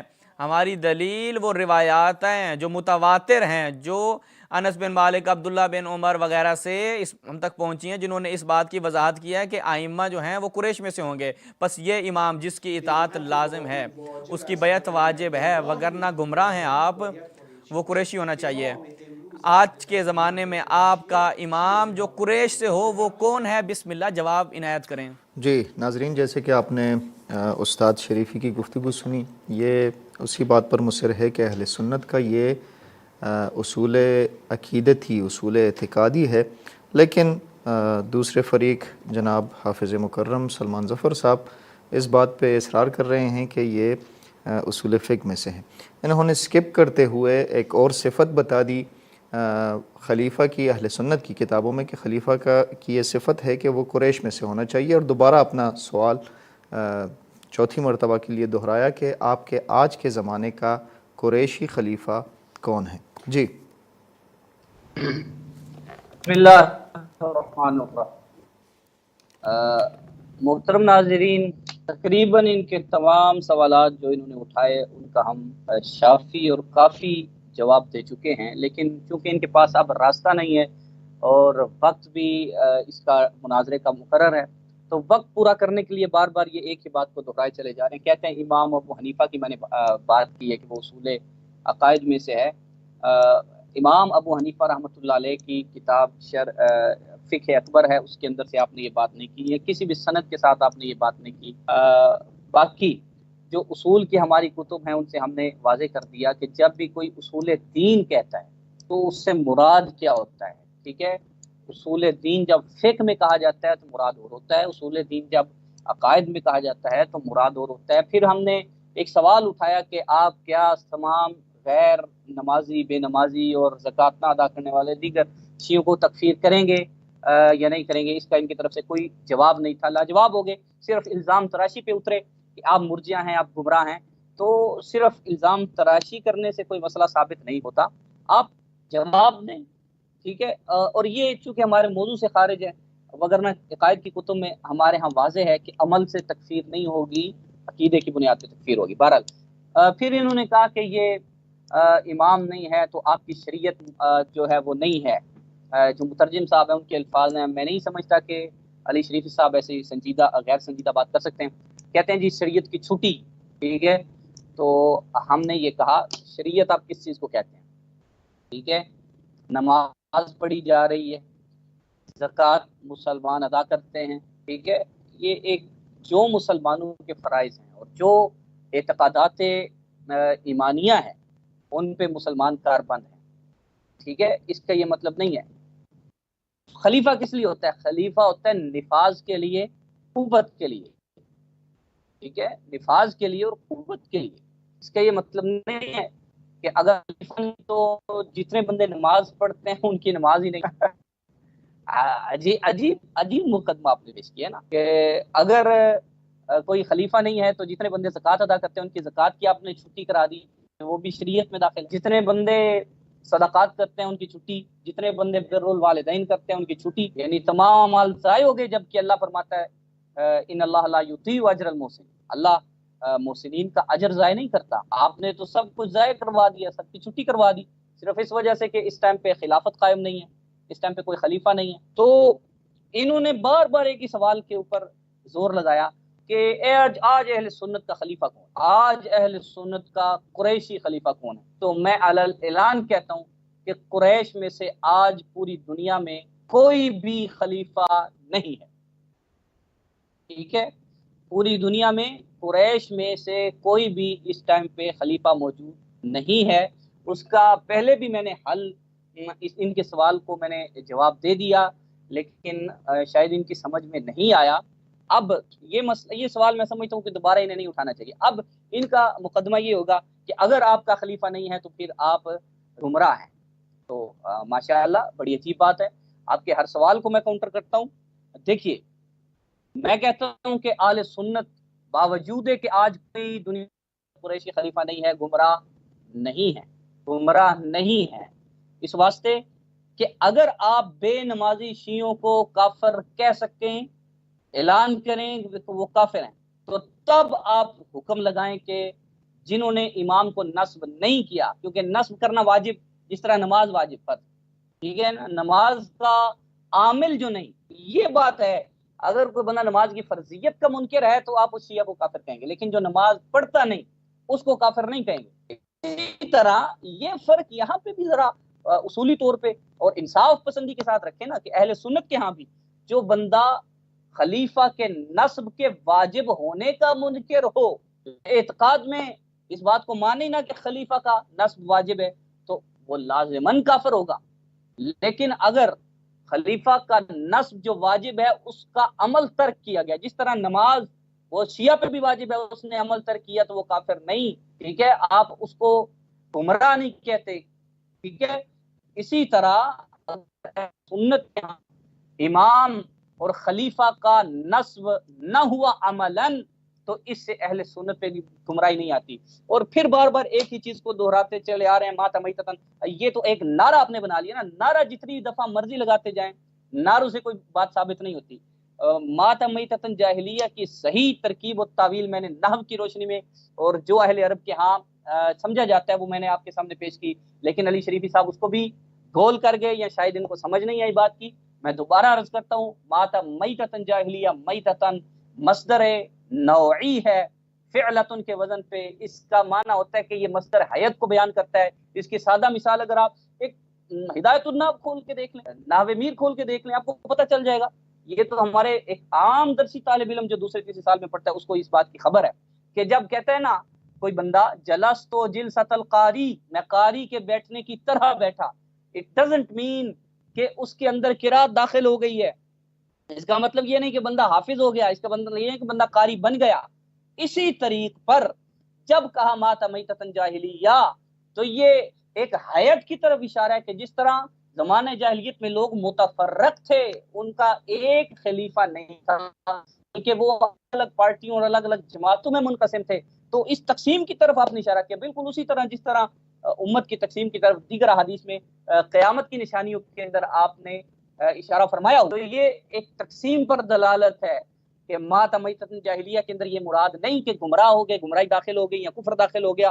آپ کفر سے تو پیچھے ہٹ گئے، لیکن وہ بیچارے چشتی صاحب کی دفعہ تو آپ تکفیر پہ اترے ہوئے تھے، ابھی جب ہم نے آپ کے سامنے آپ کی آنکھیں کھولی ہیں تو آپ کفر سے ہٹ کے کم درجے کی طرف آپ نے رجوع کیا ہے، گمراہی۔ اب انشاءاللہ اگر دیانتداری کا مظاہرہ کریں تو گمراہی سے بھی پیچھے ہٹ جائیں گے۔ تو میتتن کا لفظ جو ہے یہ کسی طرح سے بھی اس سے گمراہی ثابت نہیں ہوتی، میتتن اس لفظ سے تکفیر ثابت نہیں ہوتی، اس لفظ سے صرف ایک حیت کی طرف اشارہ ہے۔ جس طرح ایک بندہ اگر پینٹ کوٹ ڈالے اور ٹائی گلے میں ڈالے تو اس سے یہ تو نہیں ہو سکتا کہ وہ بندہ کرسچن ہو گیا، یہ نہیں ہو سکتا، تو یہ حیت کی طرف اشارہ ہے کہ مطلب نہیں کہ اس بندے کے اندر حیت داخل ہوگی۔ حافظ صاحب بہت شکریہ آپ کا، حقیقت ہے جی بہت شکریہ آپ کا، شریفی صاحب کا جہاں تک نظر آ رہا ہے لاسٹ یا سیکنڈ لاسٹ ٹرم ہے کہ کہ انشاءاللہ اس میں گفتگو جاری رکھیں گے اور آپ کے سوالوں کا اور آپ کے دعووں کا جواب دیں گے انشاءاللہ کہ بحث آگے بڑھے. فہمید. جناب دوست بزرگوار کی طرف ان سے شکریہ ادا کرتا ہوں. انہوں نے بڑا اعتراف کیا کہ ہمارا کوئی خلیفہ نہیں ہے, کوئی قریش میں سے بھی نہیں ہے. جناب مولوی صاحب, ان صحیح بخاری کی روایات کو دقت سے ملاحظہ فرمائیں, ان کو یاد کریں, مسلم اور بخاری کو. یہ آپ کی, ہم آپ سے بہتر ان کو جانتے ہیں. صحیح بخاری 7140. ابن عمر نے کیا فرمایا کہ رسول اللہ سے نقل کر رہا ہے کہ لا یداد هذا الامر فی قریش, کہ ہمیشہ یہ امر خلافت قریش میں رہے گا چاہے ان میں سے 2 نفر باقی رہ جائیں تا روز قیامت. وہی جو چیز جو دہلوی نے کہا کہ الی یوم القیامہ واجب کفائی ہے کہ ہمارا خلیفہ ہونا چاہیے, وہ خلیفے کو ہم نصب کر رہے ہیں. اور تا روز قیامت حتیٰ 2 افراد بھی موجود ہوں گے تو ان میں سے ایک خلیفہ ہوگا, ان 2 میں سے ایک خلیفہ ہوگا, وہ امام ہے ان 2 میں سے ایک. تو پس اگر آپ کہیں کہ ہمارا کوئی خلیفہ نہیں ہے تو رسول اللہ کی آپ کی بات کا انکار کر دیا اور کافر ہو جائیں گے. آپ کی اپنی کتابوں کے مطابق رسول کی روایت کا انکار کریں گے, اس کا کیا جواب دیتے ہیں؟ اب چلتے ہیں ایک اور اگلے شخص کی طرف. دوبارہ صحیح بخاری میں ہی ملاحظہ کریں, خوب دقت فرمائیں, یاد کریں ان چیزوں کو.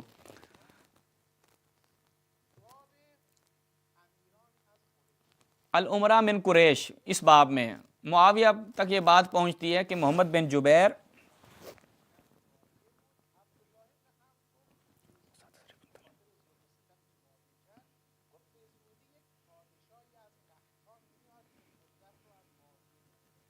اس روایت کو ملاحظہ فرمائیں کہ معاویہ کے پاس تھا کہ انہیں معلوم ہوا. عبداللہ بن عمرو بن العاص بیان کرتے ہیں کہ عنقریب قبیلہ قحطان کا ایک بادشاہ ہوگا. معاویہ اس پر غصے ہوئے, کھڑے ہو کر اللہ کی تعریف اس کی شان کے مطابق کی فرمائیں. اما بعد, مجھے معلوم ہے کہ تم میں سے کچھ لوگ ایسی حدیث بیان کرتے ہیں کہ جو نہ کتاب اللہ میں نہ رسول اللہ سے منقول ہے کہ یہ جو امر خلافت ہے قریش میں رہے گا. کوئی بھی ان سے اگر دشمنی کرے گا تو اسے اللہ رسوا کر دے گا. اب بتائیں, تاروز قیامت اگر 2 افراد کرۂ زمین پر موجود ہوں گے تو ان میں سے ایک قریشی ہوگا جو مسلمین کا امام ہے, اور جو اس کے خلاف بات کرے گا وہ روایت صحیح بخاری کے مطابق رسول اللہ سے جو بیان ہوئی ہے اور جناب معاویہ ابن ابی سفیان کے مطابق وہ گمراہ اور جہنمی ہیں. اور آپ کہتے ہیں ماتمیتتن جاہل ہے, کوئی مشکل نہیں ہے اس میں. اگر اس میں کوئی مسئلہ نہیں تو پیغمبر نے کیوں بیان فرمایا ہے؟ مرگ جاہلی اور مرگ اسلام میں کیا فرق ہے؟ وہ انشاءاللہ اپنی مقام پر وضاحت دوں گا. ابھی بڑا ہمارا راستہ پڑا ہے.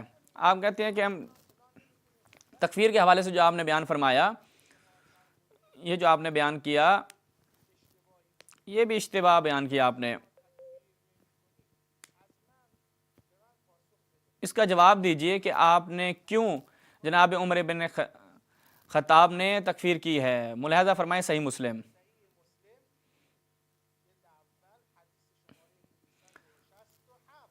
567 حدیث نمبر. عمر بن خطاب کیا بیان فرماتے ہیں؟ کچھ ایسے افراد ہیں کہ جو شورائے جو اس کے شورائے جو بنائی گئی تھی 6 افراد پہ, اس پہ طعنہ مارتے ہیں کہ کیوں بنائی ہے شورائے 6 نفری, 6 افراد کی شورا کیوں بنائی ہے؟ خلیفہ کے مخالفت ہیں. حضرت عمر کہتے ہیں کہ میں انہیں اسلام کے حوالے سے ڈراتا ہوں, اگر انہوں نے اس کے اوپر پاپ اشاری کی اور اسی پہ ڈٹے رہے تو وہ کیا ہوں گے؟ دشمنان خدا اور کافر ہوں گے اور گمراہ ہوں گے. یہ صحیح مسلم.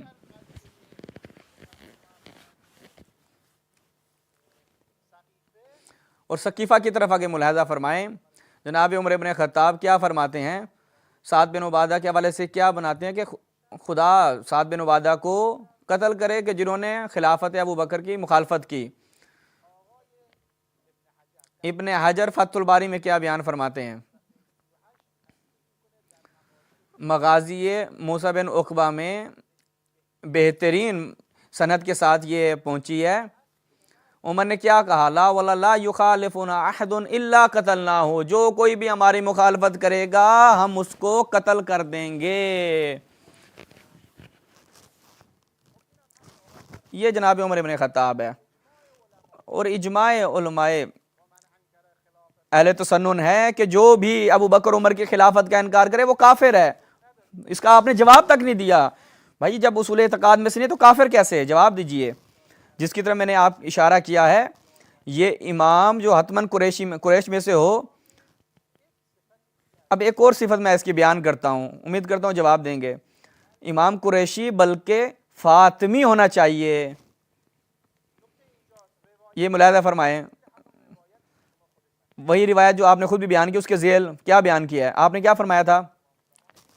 امام کی بیعت جو ہے وہ واجب ہے، اسی کے ذیل میں ایک نقطہ علماء اہل سنت نے بیان کیا ہے، یہ جو امام ہوگا اور اس کی پیروی کرنا کس کے ساتھ اختصاص رکھتی ہے؟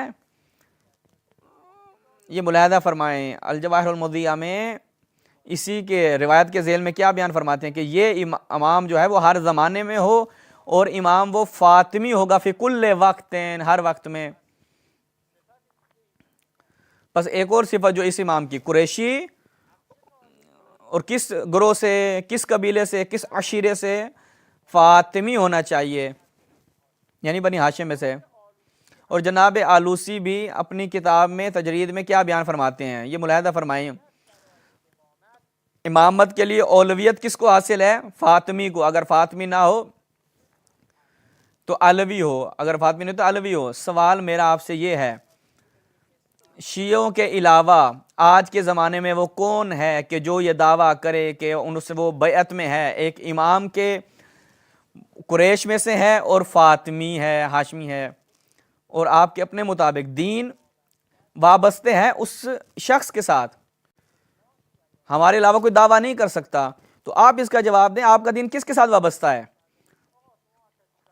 وہ کوئی زکوٰۃ نہ دے، وہ فلاں نہ دے، وہ کافر جانتے ہیں آپ؟ ایک صحابہ کے گروہ نے زکوٰۃ نہیں دی تھی، جو حضرت ابو بکر نے ان کے ساتھ جنگ کی، مرتد قرار دیا اور ان کو قتل کر دیا، اور جو وہاں پر کام کیے آپ نے ملاحظہ کیا۔ میرے سوال کی طرف دقت فرمائیں، آپ نے اپنے اسی بات کے ساتھ اہل تسنن کی تکفیر کی ہے، چونکہ رسول اللہ کی بات کے خلاف آپ نے بیان کیا، جو صحیح بخاری اور صحیح مسلم سے، اور جناب معاویہ کی جو بات میں نے نقل کی اس کے بھی خلاف آپ نے کہا کہ ہمارا کوئی امام نہیں ہے۔ پس جو آپ کا امام نہیں ہے، دین اور شریعت آپ کی مشکوک قرار پاتی ہے، اس کا سوال کا جواب دیجیے۔ جی محترم ناظرین، جیسے کہ کہا بھی گیا، یہ ان کی آخری ٹرم تھی۔ جناب استاد شریفی صاحب کی ان کی نہایت شکر گزار ہیں، اچھے طریقے سے خوش اسلوبی کے ساتھ انہوں نے اپنا موقف بیان کیا اہل تشیع کی جانب سے، اور ساتھ ہی ساتھ محترم سلمان ظفر صاحب کا بھی شکر گزار ہوں۔ ان کی آخری ٹرم البتہ رہتی ہے ابھی۔ جو انہوں نے سوالات بیان کیے وہ یہ کہ قیامت تک اگر 2 بندے بھی رہیں قیامت سے پہلے تک، تو ان میں سے ضرور کوئی نہ کوئی ایک خلیفہ ہوگا۔ یہ پہلی جو روایت انہوں نے بیان کی، پھر معاویہ سے اور جناب عمر سے، کہ جناب عمر نے خلافت کے منکرین کو کافر قرار دیا، گمراہ قرار دیا، اور ان کو قتل کرنے کی دھمکی دی۔ یہ ان کے مستند ترین کتابوں میں موجود ہے۔ اور دوسری انہوں نے جو صفت بتائی خلیفہ کے لیے وہ یہ کہ قریشی کے ساتھ ساتھ فاطمی بھی ہونا چاہیے، اور آلوسی صاحب کا اس کے اوپر جو تشریح تھی وہ یہ تھی کہ اگر فاطمی ہونا چاہیے پہلی ترجیح، اگر فاطمی نہ ہو تو علوی ضروری ہے ایک خلیفہ کے لیے۔ آخری ٹرم رہتی ہے سلمان ظفر صاحب، آپ سے درخواست ہے کہ شروع کیجیے۔ بسم اللہ الرحمن الرحیم۔ جو باتیں ہیں، سب سے پہلے میں سعد بن عبادہ والی بات کو رد کروں۔ ایک مجروح روایت سے یہ لے کر آئے ہیں حضرت سعد بن عبادہ کی طرف، جو قول انہوں نے کیا ہے۔ یہ میرے ہاتھ میں مسند امام احمد بن حنبل، اور اس کی جلد اول ہی ہے، اور حدیث نمبر 19 ہے۔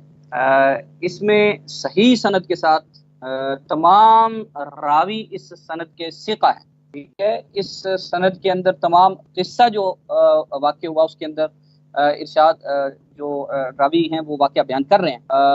اس کے اندر یہ بات ہے کہ حضرت سیدنا صدیق اکبر رضی اللہ عنہ، حضرت سیدنا فاروق اعظم جب وہاں تھے تو آپ نے فرمایا وَلَقَدْ عَلِمْتَ يَا سَعْدُ أَنَّ رَسُولَ اللَّهِ صلی اللہ علیہ وسلم قال وَأَنْتَ قَاعِدٌ، کہ اے سعد آپ بیٹھے ہوئے تھے اور آپ سن رہے تھے، رسول اللہ نے ارشاد فرمایا قریش ولاۃ هذا الامر فبر الناس تبع لبرهم وفاجرهم تبع لفاجرهم، کہ قریش کے لوگ تابع ہیں، اور یہ ایک عملی بات تھی جو پورے عرب کے اندر لوگ قریش کی طرف، قریش کو لیڈر سمجھتے تھے، قریش کو آگے سمجھتے تھے، مقتدا سمجھتے تھے.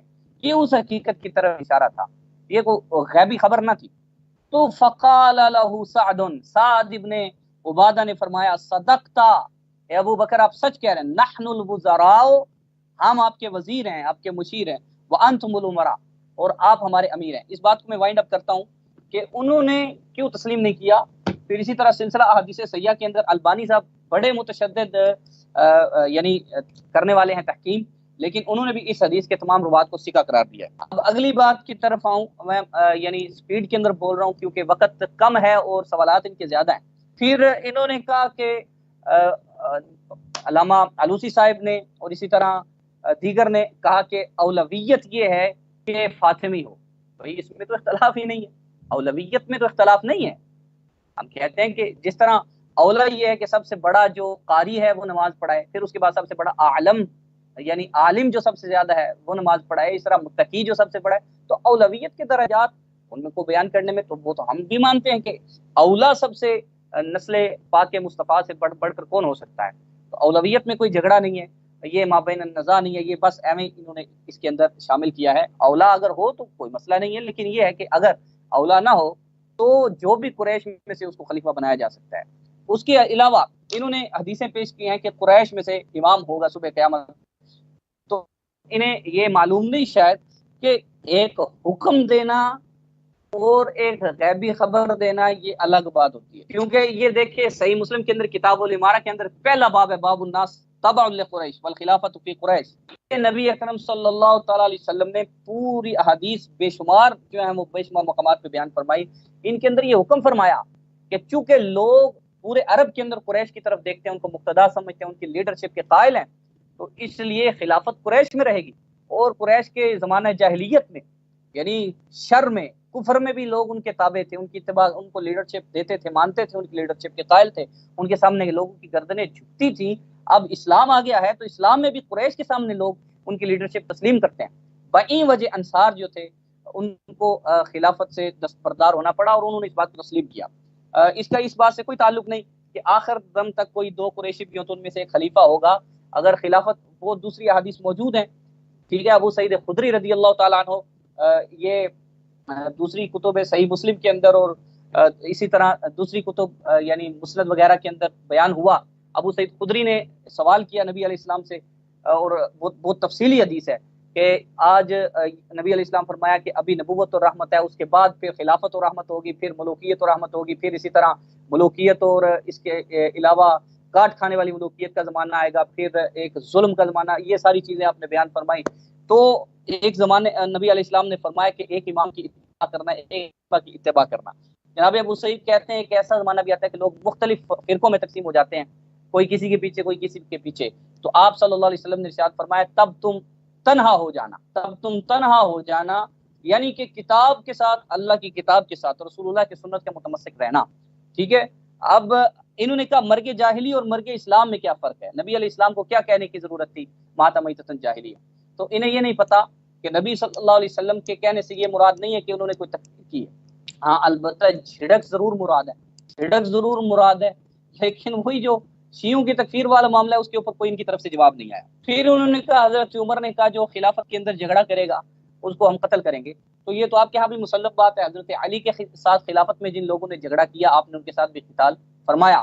تو بالکل اسی طرز کے اوپر اگر حضرت صدیق یا حضرت عمر کی خلافت کے مقابل جو باغی آئیں گے تو باغیوں کا حکم حدیث میں اہل سنت کے ہاں بھی اور اہل تشیع کے ہاں بھی یہی ہے کہ باغیوں کے ساتھ قتال کیا جائے گا. تو یہ تو اہل سنت پہ کوئی اعتراض کی بات نہیں ہے. پھر انہوں نے یہ سوال بار بار کیا کہ اس کا جواب نہیں دیا. وہ وقت کی قلت کی وجہ سے پچھلی ٹرم کے اندر جواب نہیں میں دے سکا. کہتے ہیں کہ ابو بکر و عمر کی خلافت کا منکر کافر کیوں نہیں ہے؟ میں حوالے دیتا ہوں، ہماری فقہی کتابیں ہیں. دیکھیے یہ میرے سامنے ہے البحر الرائق، البحر الرائق کی جلد خامس ہے. اس کے اندر کتاب و احکام المرتدین کے اندر یہ باقاعدہ اعلان کیا گیا. یہ فقہ کی کتاب ہے، عقائد کی کتاب نہیں. شریفی صاحب ذہن نشین رکھیے. انہوں نے کہا کہ ابو بکر و عمر کی خلافت کا منکر کافر ہے. پھر دیکھیے میرے سامنے فتاوی عالمگیری ہے مشہور بفتاوی ہندیہ، اس کے اندر بھی فرمایا کہ خلافت ابو بکر و عمر کا منکر کافر ہے. آپ کو یہ سمجھ نہیں آ رہی کہ خلافت منصب کی اور بات ہے، خلافت ابوبکر و عمر شخصیت کے ساتھ جب متعلق ہوتا ہے تو اس کا مسئلہ اور ہے۔ خلافت ابوبکر و عمر کا منکر کافر ہے، کیوں کہ تمام صحابہ کرام علیہم الرضوان اس کے اوپر متفق ہیں۔ اور دوسری بات یہ ہے کہ یہ فقہا نے اس کو کافر قرار دیا ہے، فقہا نے اس کو کافر قرار دیا ہے۔ عند المتکلمین وہ اس کو کافر نہیں بلکہ اس کو گمراہ قرار دیتے ہیں۔ اس بات کی ابھی تک ان کو، یعنی ہماری گفتگو اینڈ ہو اس کا اختتام ہو چلا، ابھی تک ان کو یہ فرق سمجھ نہیں آیا کہ متکلمین و فقہا کے جو اصول ہیں وہ ایک نہیں ہیں، ان کے تکفیر کے اصولوں میں بھی فرق ہے، ان کے ہاں اصولیات کے اندر بھی فرق ہے۔ اس بات کو یہ سمجھ نہیں پا رہے۔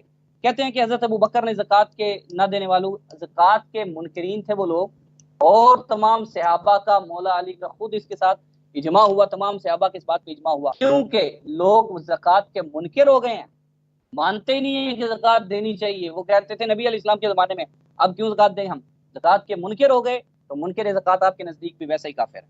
ٹھیک ہے، ظفر صاحب آپ کا ٹائم ختم ہو چکا ہے اور پروگرام کا ٹائم بھی اپنے اختتام پر ہے۔ آپ کے نہایت شکر گزار ہیں، آپ نے اپنی 500 ٹرمز میں اچھی گفتگو رکھی، اپنے موقف کی وضاحت کی۔ آخری 2 منٹس دے دیے جائیں گے اور میں چاہتا ہوں کہ سلمان ظفر صاحب پہلے گفتگو رکھے اور اس میں وائنڈ اپ کرے اپنی موضوع کو، اور اگر انشاءاللہ تیار ہیں تو اگلے مناظرے کا بھی اعلان کر دیں، کہ اپنی تیاری کا اعلان کر دیں تاکہ اس کے لیے بھی ٹائم فکس ہو جائے، دن فکس ہو جائے، تاکہ پھر جاری رکھ سکیں اس کو۔ آپ کے 2 منٹ شروع ہو گئے جناب۔ حافظ صاحب ان کی شریفی صاحب کی، اس لیے آخری ٹرم پہلے وہ لیں گے، میں ان کے بعد مہربانی ہوگی جی ٹھیک ہے، اصول کے مطابق آپ سے۔ جی ضرور شریفی صاحب۔ آنچه که در این مناظره بیان کردیم، جو اس مناظرے میں ہم نے بیان کیا، وجوب بیعت ایک امام کی بیعت ہے۔ ہر زمانے میں وہ امام حتماً قریشی ہونا چاہیے، اگر بیعت نہ ہو تو دین اور شریعت کا کوئی وجود نہیں رکھتا، اور وہ شخص مرگ جاہلیت سے اس دنیا سے جاتا ہے، گمراہی کی حالت میں اس دنیا سے جائے گا۔ اور انہوں نے وضاحت کی کہ ہمارا کوئی امام اور خلیفہ نہیں ہے، اور انہوں نے اہل سنت کو گمراہ قرار دیا ہے۔ ایک دعویٰ انہوں نے بیان کیا ہے کہ حتماً قریشی ہونا چاہیے، اور یہ بھی نص سری کے خلاف ہے، خود علماء اہل سنت کی تصریحات کے خلاف ہے۔ میں دوبارہ اس چیز کو بیان کرتا ہوں، مفتی محمد تقی عثمانی، علماء اہل سنت اس حدیث سے استدلال کرتے ہیں کہ امامت اور خلافت قریش کا حق ہے، اور اجماع اس حوالے سے پایا جاتا ہے، اور کس قسم کی کوئی اس میں تردید کی گنجائش نہیں ہے، اور اگر کوئی اس کے خلاف ادعا کرتا ہے تو اہل بدعت میں سے ہے۔ یہ صحابہ کا اجماع ہے، تابعین کا اجماع ہے، اور احادیث صحیحہ اس کے اوپر دلالت کرتے ہیں۔ اور مولوی ظفر صاحب جو آپ نے اس کا انکار کیا ہے، اجماع صحابہ اور اجماع تابعین کے برخلاف چلے ہیں، طب کے مبنی اہل سنت جو اجماع کا انکار کریں وہ کافر ہے۔ اب آپ اپنے مبانی کے مطابق خود اپنی تکفیر کر رہے ہیں، ہم نہیں کر رہے۔ اس کے بعد جب آپ نے کہا ہمارا امام نہیں ہے، ایسا آیا ہو سکتا ہے امام نہ ہو؟ امام رسول نے فرمایا کہ روز قیامت تک امام ہے، آپ ایسا کہہ نہیں سکتے کہ بھائی ہمارا امام نہیں ہے۔ کہ زمین حجت خدا سے خالی نہیں رہ سکتی، یہ آپ کی اپنے، اب یہ اس پہ توجہ کیجیے گا، خطبہ امیر المومنین 146 نمبر حکمت میں امام کیا فرماتے ہیں کہ زمین حجت خدا سے خالی نہیں رہے گی، چاہے وہ آشکار و مشہور ہے یا مخفی ہے، ستم گران سے خوف میں کی حالت میں، اور وہ خدا کے حدود کو وہاں پر جاری کرتا ہے روئے زمین پر۔ اور یہ اہل سنت کے نزدیک بھی یہ چیز ثابت ہے، ملاحظہ فرمائیں کہ یہی خطبہ نہج البلاغہ کا اہل سنت کے ہاں بھی ثابت ہے۔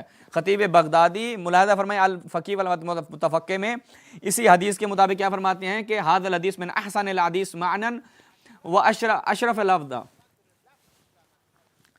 یعنی یہ ان الفاظ کے ساتھ یہ حدیث قابل قبول ہے۔ زمین حجت خدا سے خالی نہیں ہے، ہمیشہ ایک امام روئے زمین پر رہے گا کہ جس کی بیعت کرنی ضروری ہے، ورنہ گمراہی کی حالت میں دنیا سے جائیں گے۔ اور انشاءاللہ معنی جو ہے وہ ماتمیتتاً جاہلیہ کا ہم انشاءاللہ اگلے مناظرے میں اس کا بیان کریں گے۔ اور آپ کا شکریہ ادا کرتا ہوں کہ آپ تشریف لے کر آئے اس مناظرے کے لیے۔ انشاءاللہ اگلے ہفتوں میں اسی موضوع کا تسلسل جو ہے وہ آگے چلے گا۔ اور یہ فضائل علمی جو ہے وہ جاری اور ساری رہے گی. لیکن میں ایک شرط یہ ہے کہ آپ اپنی کتابوں کا زیادہ مطالعہ کریں تاکہ ہم گفتگو کرنے میں لطف آئے، تاکہ اہل سنت کے جو عقائد ہیں وہ جو میں آپ کی کتابوں سے پیش کر رہا ہوں وہ آپ کے علم میں نہیں تھے. خیر تشکر کنی مز استاد شریفی، نہایت شکر گزار ہیں استاد شریفی کے انہوں نے 2 منٹ میں یا اس سے تھوڑا زیادہ وائنڈ اپ کیا اپنے موضوع اور اپنی گفتگو کو. اسی طرح جناب سلمان ظفر صاحب کو بھی دعوت دیتا ہوں کہ آخری ٹائم میں اپنی گفتگو کو وائنڈ اپ کریں اور اگلے مناظرے کے لیے اپنی تیاری کا بھی اعلان کریں.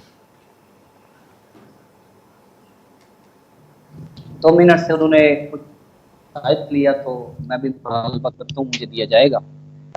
مرگ جاہلیت کی بار بار انہوں نے بات کی ہے، تو 3 دفعہ تو اس کی میں وضاحت کر چکا ہوں. اب مجھے سمجھ نہیں آتی کہ انہیں اس کی سمجھ کیوں نہیں ہے. پھر انہوں نے کہا کہ انہوں نے اہل سنت کو گمراہ قرار دیا. استغفر اللہ العظیم. آپ ناظرین پہ یہ بات چھوڑ دیں کہ یہ آپ نے صرف افتراء کیا ہے. میں نے اہل سنت کو گمراہ قرار نہیں دیا، بلکہ میں نے اس کا جو حدیث ہے مات میتتن، اس کی صحیح تشریح، صحیح اس کا معنی اور مفہوم آپ کے سامنے بیان کیا باقاعدہ نحو کی روشنی میں. اس کا آپ کے پاس کوئی جواب نہیں ہے، اور آپ کہہ رہے ہیں کہ اگلی ٹرم میں ہم چلیں، اگلی ٹرم میں آپ بڑی کتابیں کھول کے دیکھیے گا اور دیکھیے گا اس کا کاؤنٹر آپ کے پاس ہو. دوسرا آپ نے کہا جی تقی عثمانی صاحب نے کہا ہے کہ قریش کا حق ہے خلافت، تو اس میں ہمارا کوئی اختلاف نہیں ہے. تقی عثمانی صاحب کہیں یا اعلیٰ حضرت امام محمد رضا خان کہیں، کیونکہ پورے ماتریدیہ احناف کا اس بات پہ اتفاق ہے، اور بلکہ تمام اہل سنت کے اس بات پہ اتفاق ہے کہ خلافت سنت جو قریش ہے ان کا حق ہے.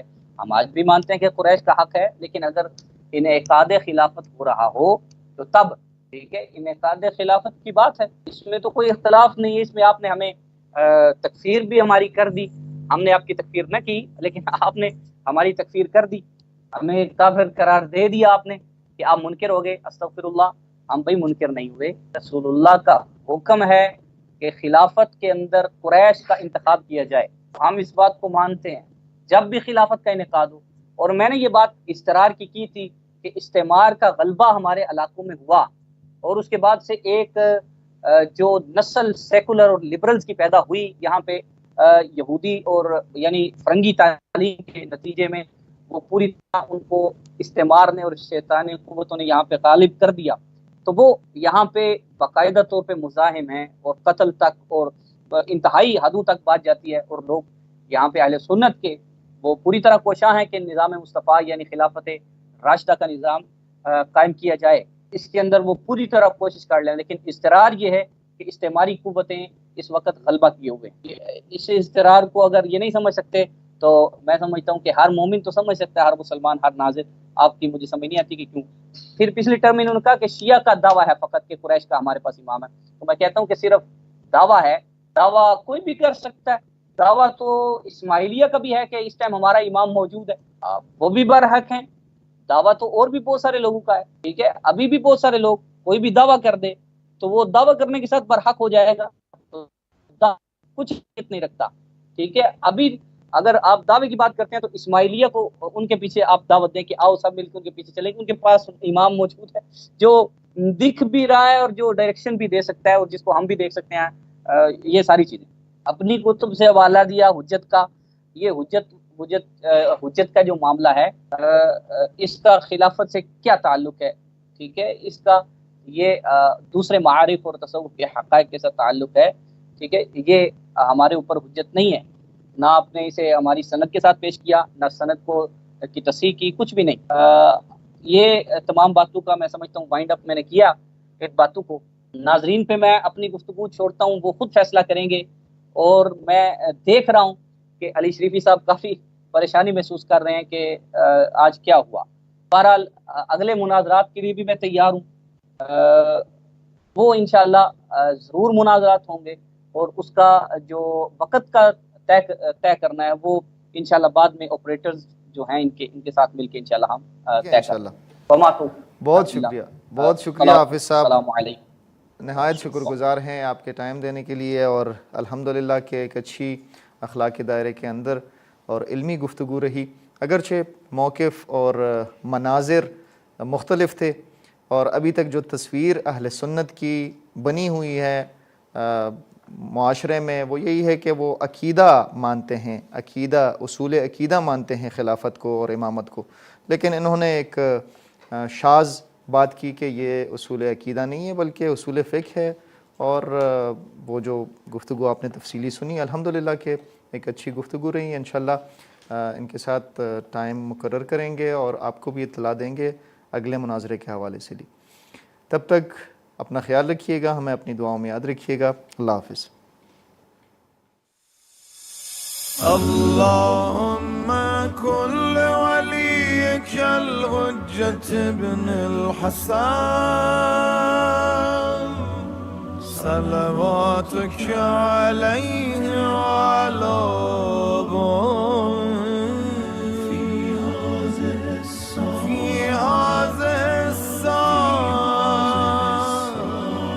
في كل صار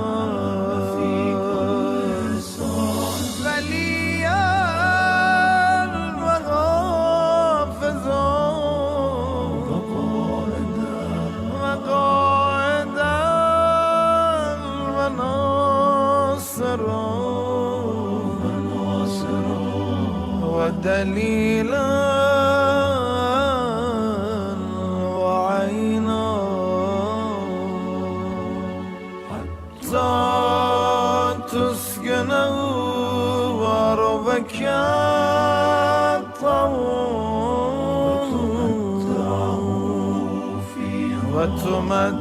وتمتعوا فيها طويلا برحمتك يا أرحم